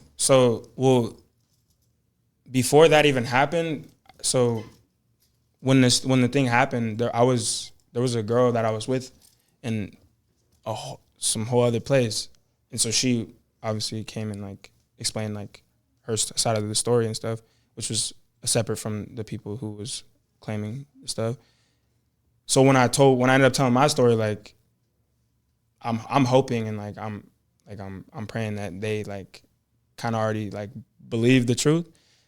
So like of course I'm nervous, but like I'm just trying to just let them like hear from my voice that like this is what happened. Like I'm telling you, like this is like my side of things, because I mean everybody else got their time in to say what they needed to say. So like I'm like I need to say something. So just so they know that like you're human, right? I'm human. Like this is me. Like this is the truth. Like I'm telling you, this is the truth. Like I'm telling you the truth. Like I'm not. And so, but it was definitely hard to do. It wasn't easy to do, but yeah. So I watched as much as I could on that, and I looked at a lot of the details that came out in trial. Which, by the way, that most of those details just weren't even highlighted like previously, like when it came to like the initial report. Yeah. And obviously, then the verdict comes. What's your thought around the time of the verdict coming down? Because that got to be also nerve-wracking, right? Even if you know you didn't do shit. But like, of course, I mean, your fate is in other people's hands. You're sitting there and you're just hoping that you telling the truth is convincing to them. Because also, here's the thing. You're a dude. And like, bro, we live in America in 2024. Like, you know what I mean? These days, a man just look guilty. Like, yo, you got dick in the balls. You guilty, bro. Like, you know what I mean? So you don't, are you nervous? Are you know? Yeah, I was nervous the whole few days, the whole week. But yeah, once that, we was waiting around for like, well, we had to, so it could only go till like 5 p.m. or something. So like we was sitting there waiting for like an hour or two, and then everybody had to go home. So then the next day came around, we're still waiting. Are you sleeping that night? Yeah, I had to sleep that night waiting, like just sitting there. Yo, your mind is going crazy. Like I was going through it. I was definitely like, because you also got to be thinking like, what the fuck is taking him so long? Yeah. Right? Like this should be easy. Like we told the truth. Like yeah. So you go in the next day, and how long did it take that? Like 2 hours probably, like or an hour. Yeah, maybe like an hour, 2 hours. Yeah. And then they come out, they read the verdict. You're innocent. Mm-hmm. What emotions is going through at that point? Just relief. Honestly, it was so much like just, I was just filled with so much emotion that it was hard to like even like know how I felt, because it was just like, yeah, just so much emotions like flooding out of me. But I was just ready to get out of there and just try to get back, because like the first thing that popped in my head was like, okay, that's done. Now let's get back to like the goal. You were you ever overcome with emotion at any time during the process? Just like, right, at the end of the day, like your freedom and your life is like, it's in the balance. You know what I mean? Yeah. I mean, 2 years. I was going through that for 2 years. If it would have been like the first year or something that like I ended up going to trial, like it probably would have been a lot harder. But like after dealing with that for 2 years, like I was going through so many ups and downs. Like I kind of like got used to living like that. So it was like, but once the actual trial started, like it's a different feeling, because knowing that like you might not walk out of here is not a good feeling. It just fucking sucks. But yeah. And I remember the verdict comes down, everybody, you know, the media outlets are starting to pick it up. And I don't know how other media outlets feel, but I remember I reached out to you too. Mm-hmm. And I know I was one of the outlets that posted the accusation. And I know how big the platform mm-hmm. is. And I felt it was upon me, and also me being a man, to be like, hey, you know, when you post that accusation, people are looking at this kid in the weirdest, wildest ways. Mm-hmm. He's went through hell and back, and he's been vindicated. You have to try to make this as loud as possible, because the accusation just always is so much louder than mm-hmm. the truth coming out, which is the vindication. And what's your thoughts after that? Because like it's probably just hard to snap back to just, okay, let's get back to music. Yeah. Like you're probably now got to unwind this. You've lost 2 years of momentum. What are you noticing like in the space? Because again, you know, you have these songs that were lit, but like you're not necessarily moving around performing them all the time. Yeah. Well, yeah, that whole 2 years, honestly, like I started just drinking every day, just trying to get my mind off any way I can. So like I would say like two months before like the trial and stuff happened, I quit everything, quit popping pills, quit drinking, quit everything. And like, so I was still going through withdrawals and shit for a while. And like, I was going through that trial, like still like it's crazy anxiety, crazy, just like still trying to learn like how to just cope with this shit. And so when the shit was over and I was trying to get back into just being an artist, and like, it wasn't easy. Like I couldn't even hop on a plane without like tweaking. Like I would just like be like craziest anxiety, the craziest like anxiety, everything super is overwhelmed. Like everything was super overwhelming. So just trying to do anything like just interviews and shit. Like, I just wasn't like ready for it. Like, and doing even shows. Like I was turning down Rolling Loud, turning down Lyrical Lemonade. Like people were hitting me up trying to do stuff, but I just couldn't handle it. Like I just wasn't like there. Like Trippy brought me out. Like Rolling Loud was like 2 days after. Or it was like the same weekend the verdict happened or whatever. Or like yeah. I got acquitted, and Trippy brought me out, and it was just so like I was just like could barely do it. Like I just knew I had to do it, but when like Thailand Rolling Loud happened like a few weeks later, and I just like I was like I can't do it. Like I just can't, like, because one, being sober, trying to like kind of relearn that, but then on top of that, just trying like I didn't. It's so hard to tell like who's gonna like try me and who's gonna like be. Yeah, and also you haven't processed this witch hunt that you've been subjected to for 2 years. You know, people looking at you thinking the worst. Every time I go out, I'll just think like people are looking at me like thinking the worst of me, and like shit was just hard to get back get to the music. Yeah, that's exactly what I thought when I first seen the verdict. I said, and I remember I said, whenever you're ready, we could talk. But I knew those 2 years of, you know, probably was even hard to be on Instagram looking through your DMs. Yeah. People were probably just saying the worst things to you. Mm-hmm. And for you to get back to like, you know, of course, in the eyes of how society and the law works, is like, all right, nothing happens to the person who just did this or, made all these allegations against you. You just got to go back to being normal. You're like, the fuck? Like, you basically ripped me from limb by limb, you know what I mean, thread by thread, and now I got to go back to being a regular person. So you get sober, which is a good thing. But now, because you're not like drowning out your thoughts about all of these things you're going through, it's hard for you to do a lot of regular shit. Mm-hmm.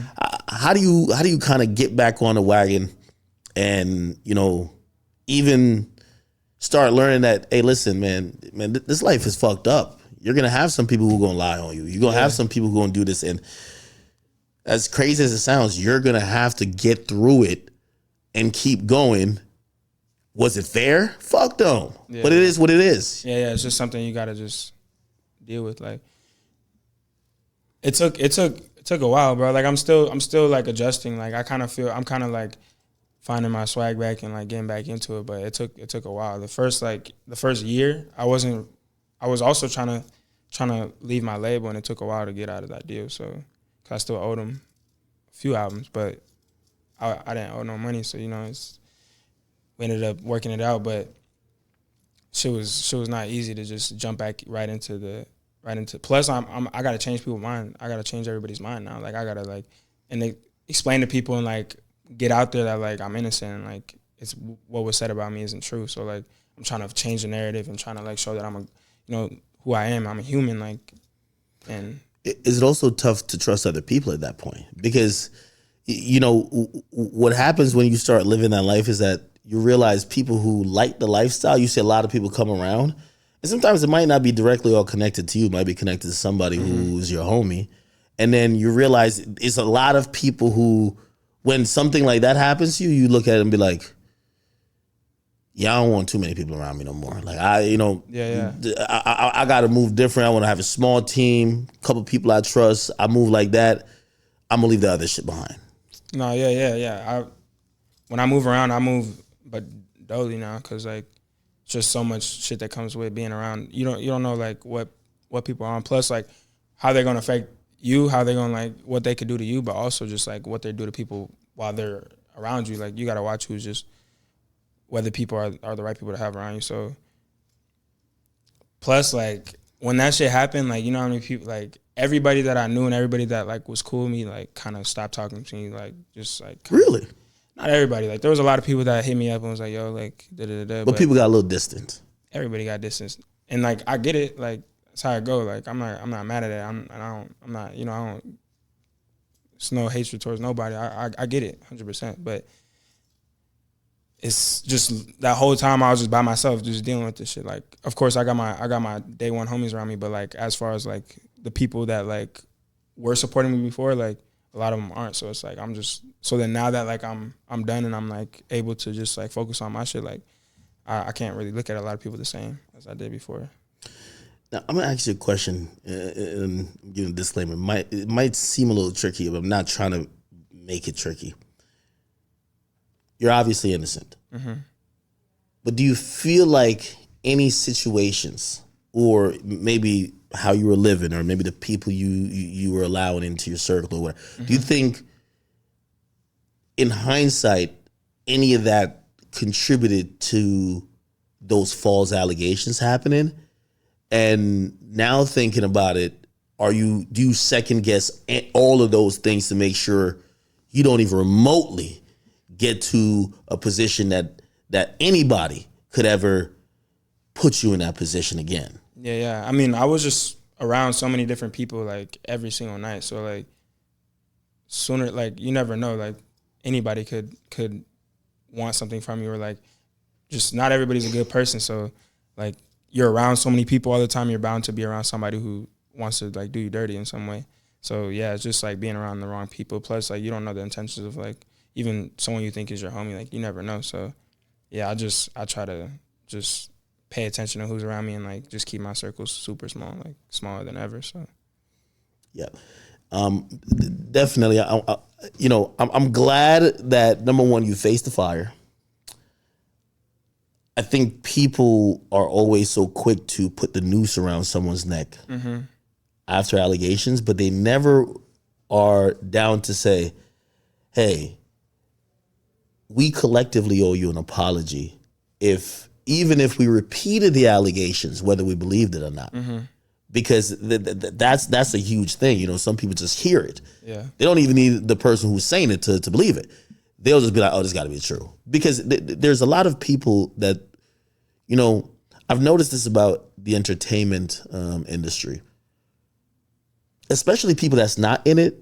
They want to think the people who have made it have sold their soul, or really fucked up people. Yeah. And they're the good people that aren't down to do those things, so they didn't make it. Yeah. So it's easier to believe, oh, he was having all that success. Oh, I know he was doing that dirty shit over there, right?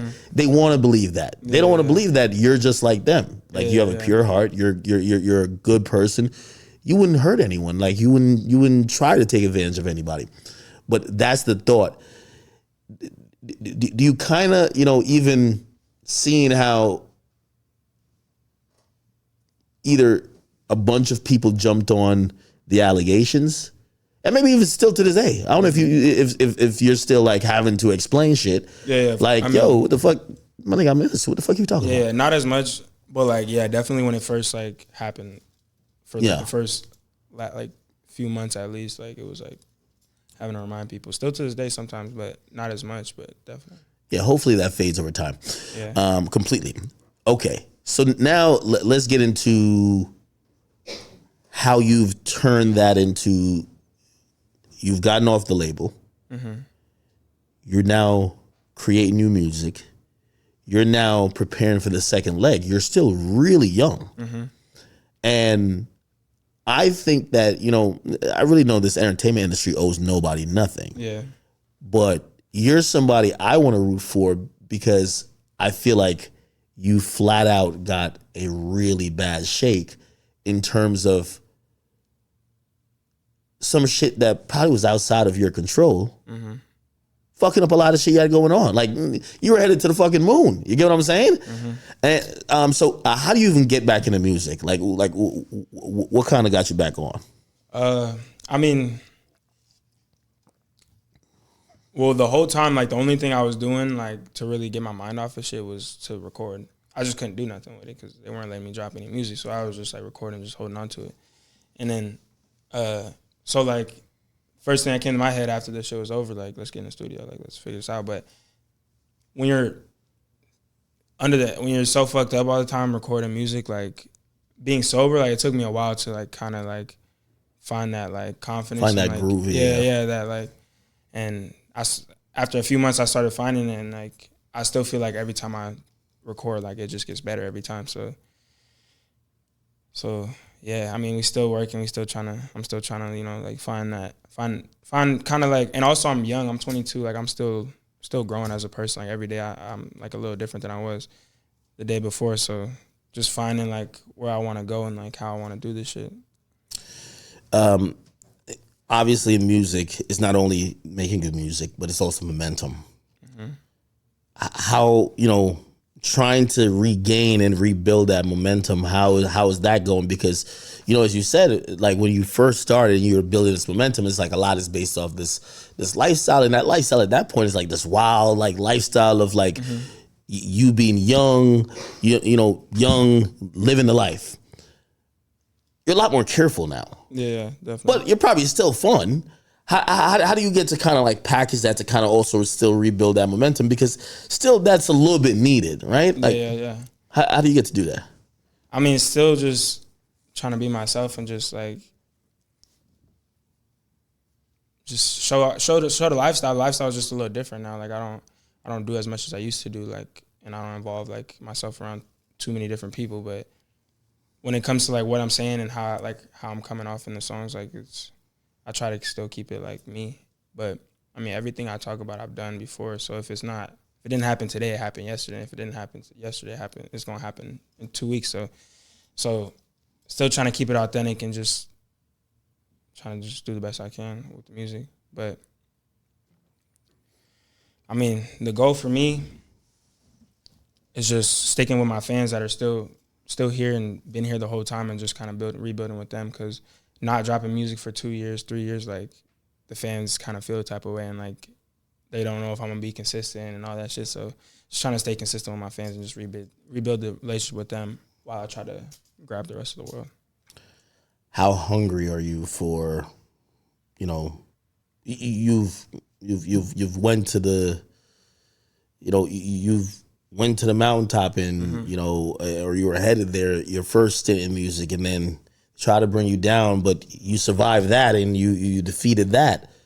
And now you're here. How hungry are you to get back to that level, or to keep that momentum going up? Bro, hungrier than ever, bro. Like, the feeling I had when I was 14, like, I feel that coming back. So, like, because I just feel like I got something to prove. Like, I'm not done. I'm nowhere near done. I'm 22 years old. Like, this shit's just starting. Like, anything I'm about to do, or everything, like, that I plan on doing is, like, I've only done in my career, like, a quarter of that. So not even, bro, like 2% of that. So, like, the goal is just to keep pushing, and, like, the music is still there. The music is still hits. So, like, just dropping this shit and just flooding this shit to put on fly shit, keep stacking money. Like, that's the goal.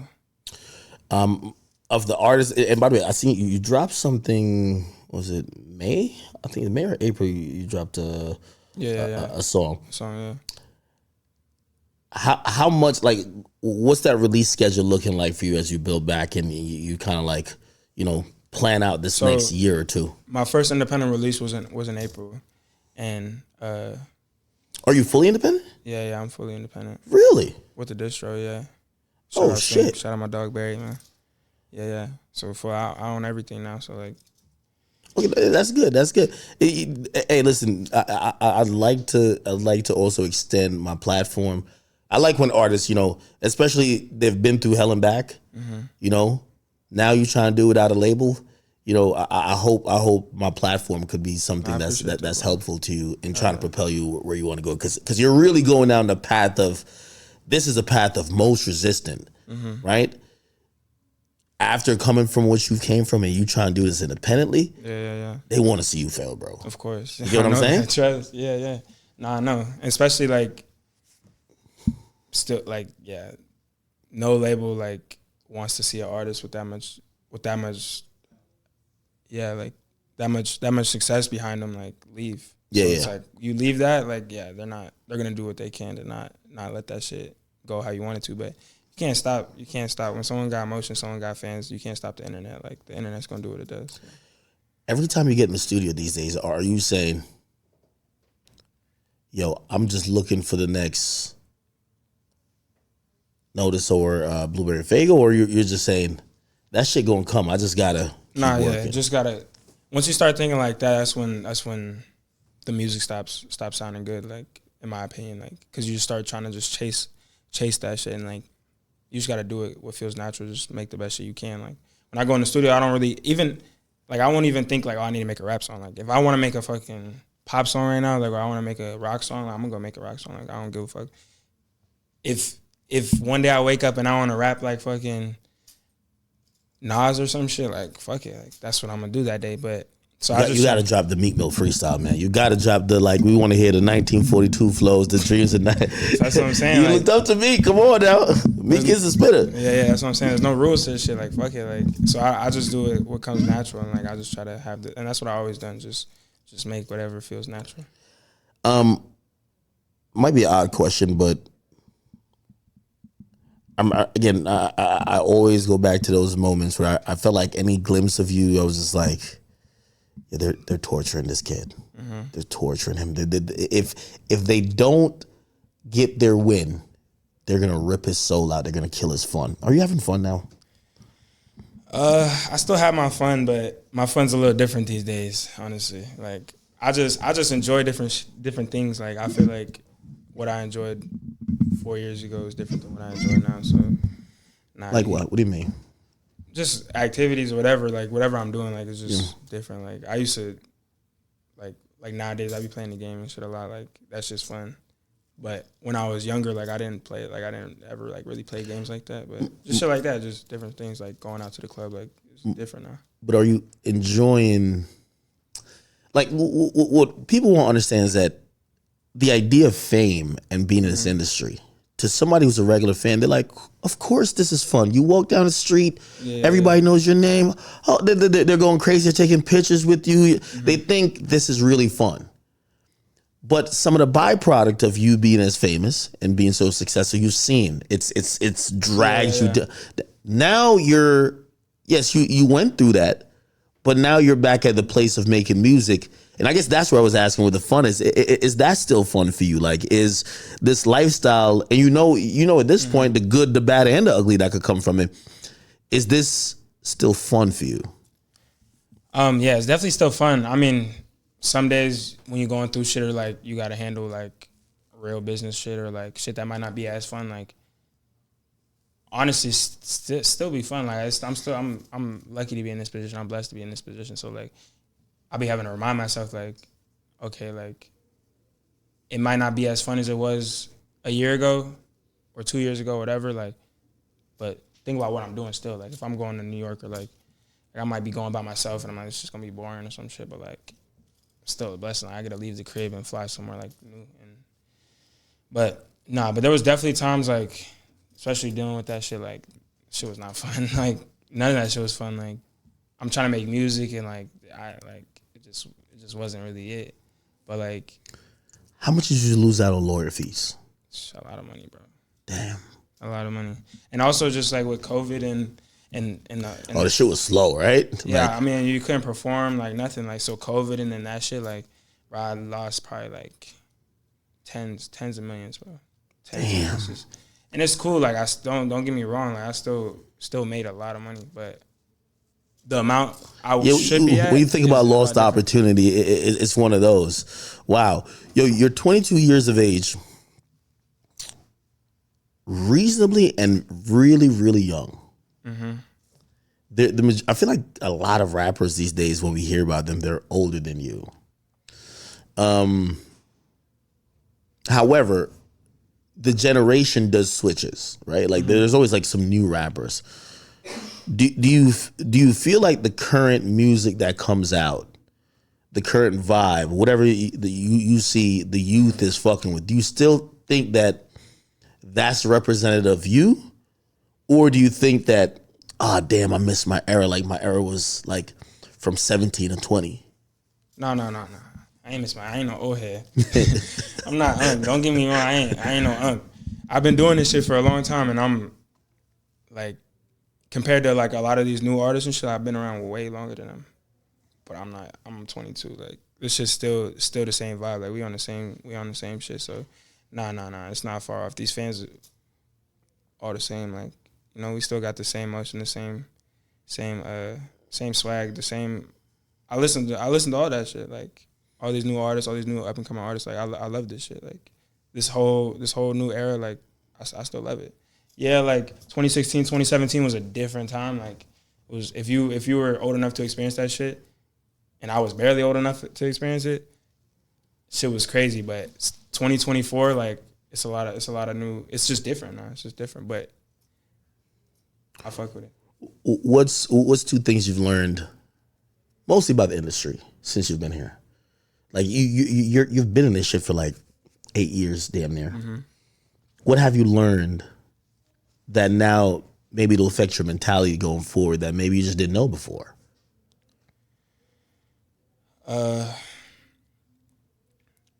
I mean, I definitely learned a lot with just like, because like we were talking about earlier, when I was like 15 and 16, I signed, and like I didn't really know like nothing. Like, I just kind of over the years just realized how much like I should be paying attention, and like how much people don't tell you, like, when you're working with like certain managers and certain labels, like, they're not gonna tell you nothing. Like, and most of us, no matter how old you are, you probably don't know nothing really. Like, it's all new to everybody. Like, most of these rappers, like, they don't really know what's going on. So like, that's like something that all artists kind of have to learn over time, unless they're lucky enough to have somebody who's putting them on real game. Because a lot of these people just be trying to finesse. Like, will just tell you something. It's like the opposite. Like, so just that's like kind of like the last like 2 years, I've just been like paying attention, and like, my new manager, Juan G, that's the GOAT, man. He been putting me on a lot of game, and just really, I mean, you had a conversation with him, and just learning a lot about this just business shit, and like what's more than just the music shit. Like, the shit goes far, and like that's why I even went independent, because it's just so much like different. Like, I control everything, I make the money. Like, the shit all goes through me before it goes to anything. So it's just a different game, different world. Mm. Okay, so let's start forecasting now. Number one, really glad, and I'm hoping this is one of many. Mm-hmm. I'm glad you came up here. I'm glad that we had that conversation. I knew when I talked to you, you know, whenever it was, right after the verge, I knew, you know, I'm never one of the guys who's like, yo, let's get an interview now. It's like, whenever you're ready. You get what I'm saying? I appreciate you for hitting me up too, because not a lot of people were. There was a few people that hit me, but you were like one of the main ones that like really hit me, and I just wasn't ready for it. No, it makes sense. You're human, bro. It makes sense. But I'm glad that you're back on the path of, let's put this music out. Let's do this thing. Tell me what the next 12 months for you, you know, musically is going to look like. What should fans who have said, yo, I used to be rocking with this nigga a lot, then he stopped putting out music. They now know why. Okay, some fall shit happened. You've cleared it up. You're now back on timing. Mm-hmm. What are they going to be looking at? You're putting out music independently. They should know how to get to that music, because it might not be just flooded down their face, you know? So I dropped an EP a month ago, So that was like my focus for a long time, and I just don't want to stay. I've just been so inconsistent for a long time with just dropping music. Like I just want to keep my foot on the gas and just keep pushing. So I'm about to drop another single real soon. Good. We already, and the shit going kind of crazy on the internet. So Do you like? It sounds like you like doing these solo songs more than like collabs or whatever. I mean, we just got hit with some texts today about a collab with a big artist. So that's definitely coming. Are people showing love? Yeah. You don't gotta say who you. No, I'm not gonna say who because I don't want to fuck it up. But now he's showing. I mean, it's some. He been always just show real genuine love. So this artist, like, that's my dog. I fuck with him. But sound like it's a Gunna feature. Gunna been on fire recently. But you'd work with Gunna, right? Yeah, we had the Stuck in the Dream. Well, some people be on so, I'm a street nigga, I can't, blah, blah. I feel like, Big Sean just worked with Gunna. Tootsie worked with Gunna. Like, everybody's working with Gunna. Like, nobody gives a fuck. Like, this is music, right? Oh, you're talking about that situation? Nah, yeah, people be like, snitching, this and third. Like, I think that's kind of over. Like, people want to work. Right when that shit hit, I hit him and I was like, bro, like, I know how I feel to, have people. You know how it feels when it feels like the world is switching on you. And he was like, nah, we good, bro. Don't even worry. So I was like, but nah, so he good. He got his head up, bro. Like, and like people gonna say shit regardless. Like that shit is nothing. But when's the last time you spoke to Smoke Perp? Not for a while, honestly. Not for a while. I feel like I gotta talk to Smoke Perp, man, because like everything you said about him was right, but I felt like he either got a little complacent or maybe there's a story that I don't know that's maybe happened with him because, bro, he was going crazy for a while, but then it looked like he fell back. And usually when an artist falls back, it's easy to say, oh, that nigga's lazy, but sometimes they're going through some real shit. You can't really judge him. I mean, like I was around him for a lot of my career, and like up until a few years ago, I was around him a lot, but we had the same management. It's just, I don't want to speak on his situation, but just certain people around you like might not be the best for you. So yeah. But okay, so we got a new song coming out. Looks like you're gonna have hopefully a dope feature. Just dropped an EP last month. Mm-hmm. Everything you're dropping is independent. Mm-hmm. I guess these are my last two questions. So what happens? Are you trying to drop it every month? Or are you trying to drop every couple of months? Are you playing it by ear? Kind of just doing what feels natural and what the fans want, really, which is just music. So like I'm just trying to stay with the foot on the gas and but I don't want to drop for no reason. I want to drop the best music I can. So definitely the quality of the music comes before the quantity. So definitely, like, if I have to slow it down a little bit to make sure it hits, like, or to make sure it's the best song I can, like, I'm gonna do that. But definitely, like, I got a bunch of shit in the vault. I got some good shit in the vault, so I'm just gonna start hitting it. That's good. And I guess the last thing, because you're now independent, more work being independent? Yeah, definitely. You gotta be on phone calls that you didn't used to have to be on. You gotta make everything is, at the end of the day, gets stamped by me. So like nothing, like, yeah, just being a part of like every more hands-on, every right? step of the way. Yeah, like, it's me, and that's cool though. Like, it's a lot of work, but it's worth it though, because it's like, at least I know, like, whatever's happening, at least I like was in charge of it, and at least I know what's going on too. Like, I'm watching this shit. I'm part of the same conversations that everybody else is. So it's hard, but it's not for everybody, but it's worth it for sure. Hey, listen, I hope everybody who has watched this conversation, I'm a huge supporter of yours. Appreciate it. I'm always a fan, and I think this is a journey of a man. And, whether you're in music, whether you're a boxer, any type of athlete, don't even have to be an entertainer. What usually happens is that you're going to go through a life that you're going to be faced with trials and tribulation. Mm-hmm. And sometimes that comes after the success or even before it. And the true nature and the true character of a man is how you overcome it and how do you keep going. And, I watched you get to a place, get knocked down, and I'm watching you rebuild. And I'm always rooting for that person. Mm-hmm. Because that's going to show the true character. So, I wish you best. And I listen, I know we finna have a number one joint in the next couple months. I know this shit gonna hit because I know you're talented enough, and I'm gonna just be here to be supporting. All right. So listen, man, appreciate you. Everybody, I go check out on Apple Music, on Spotify, on everywhere where you can stream music. And also, I just dropped this shit. Okay. The whole collection, Love You Forever, man. See what's going on. Shit sold out first day. Oh, it did? Huh? Oh. You got to tell me. LoveYouForever.us, man. We outside. You see it?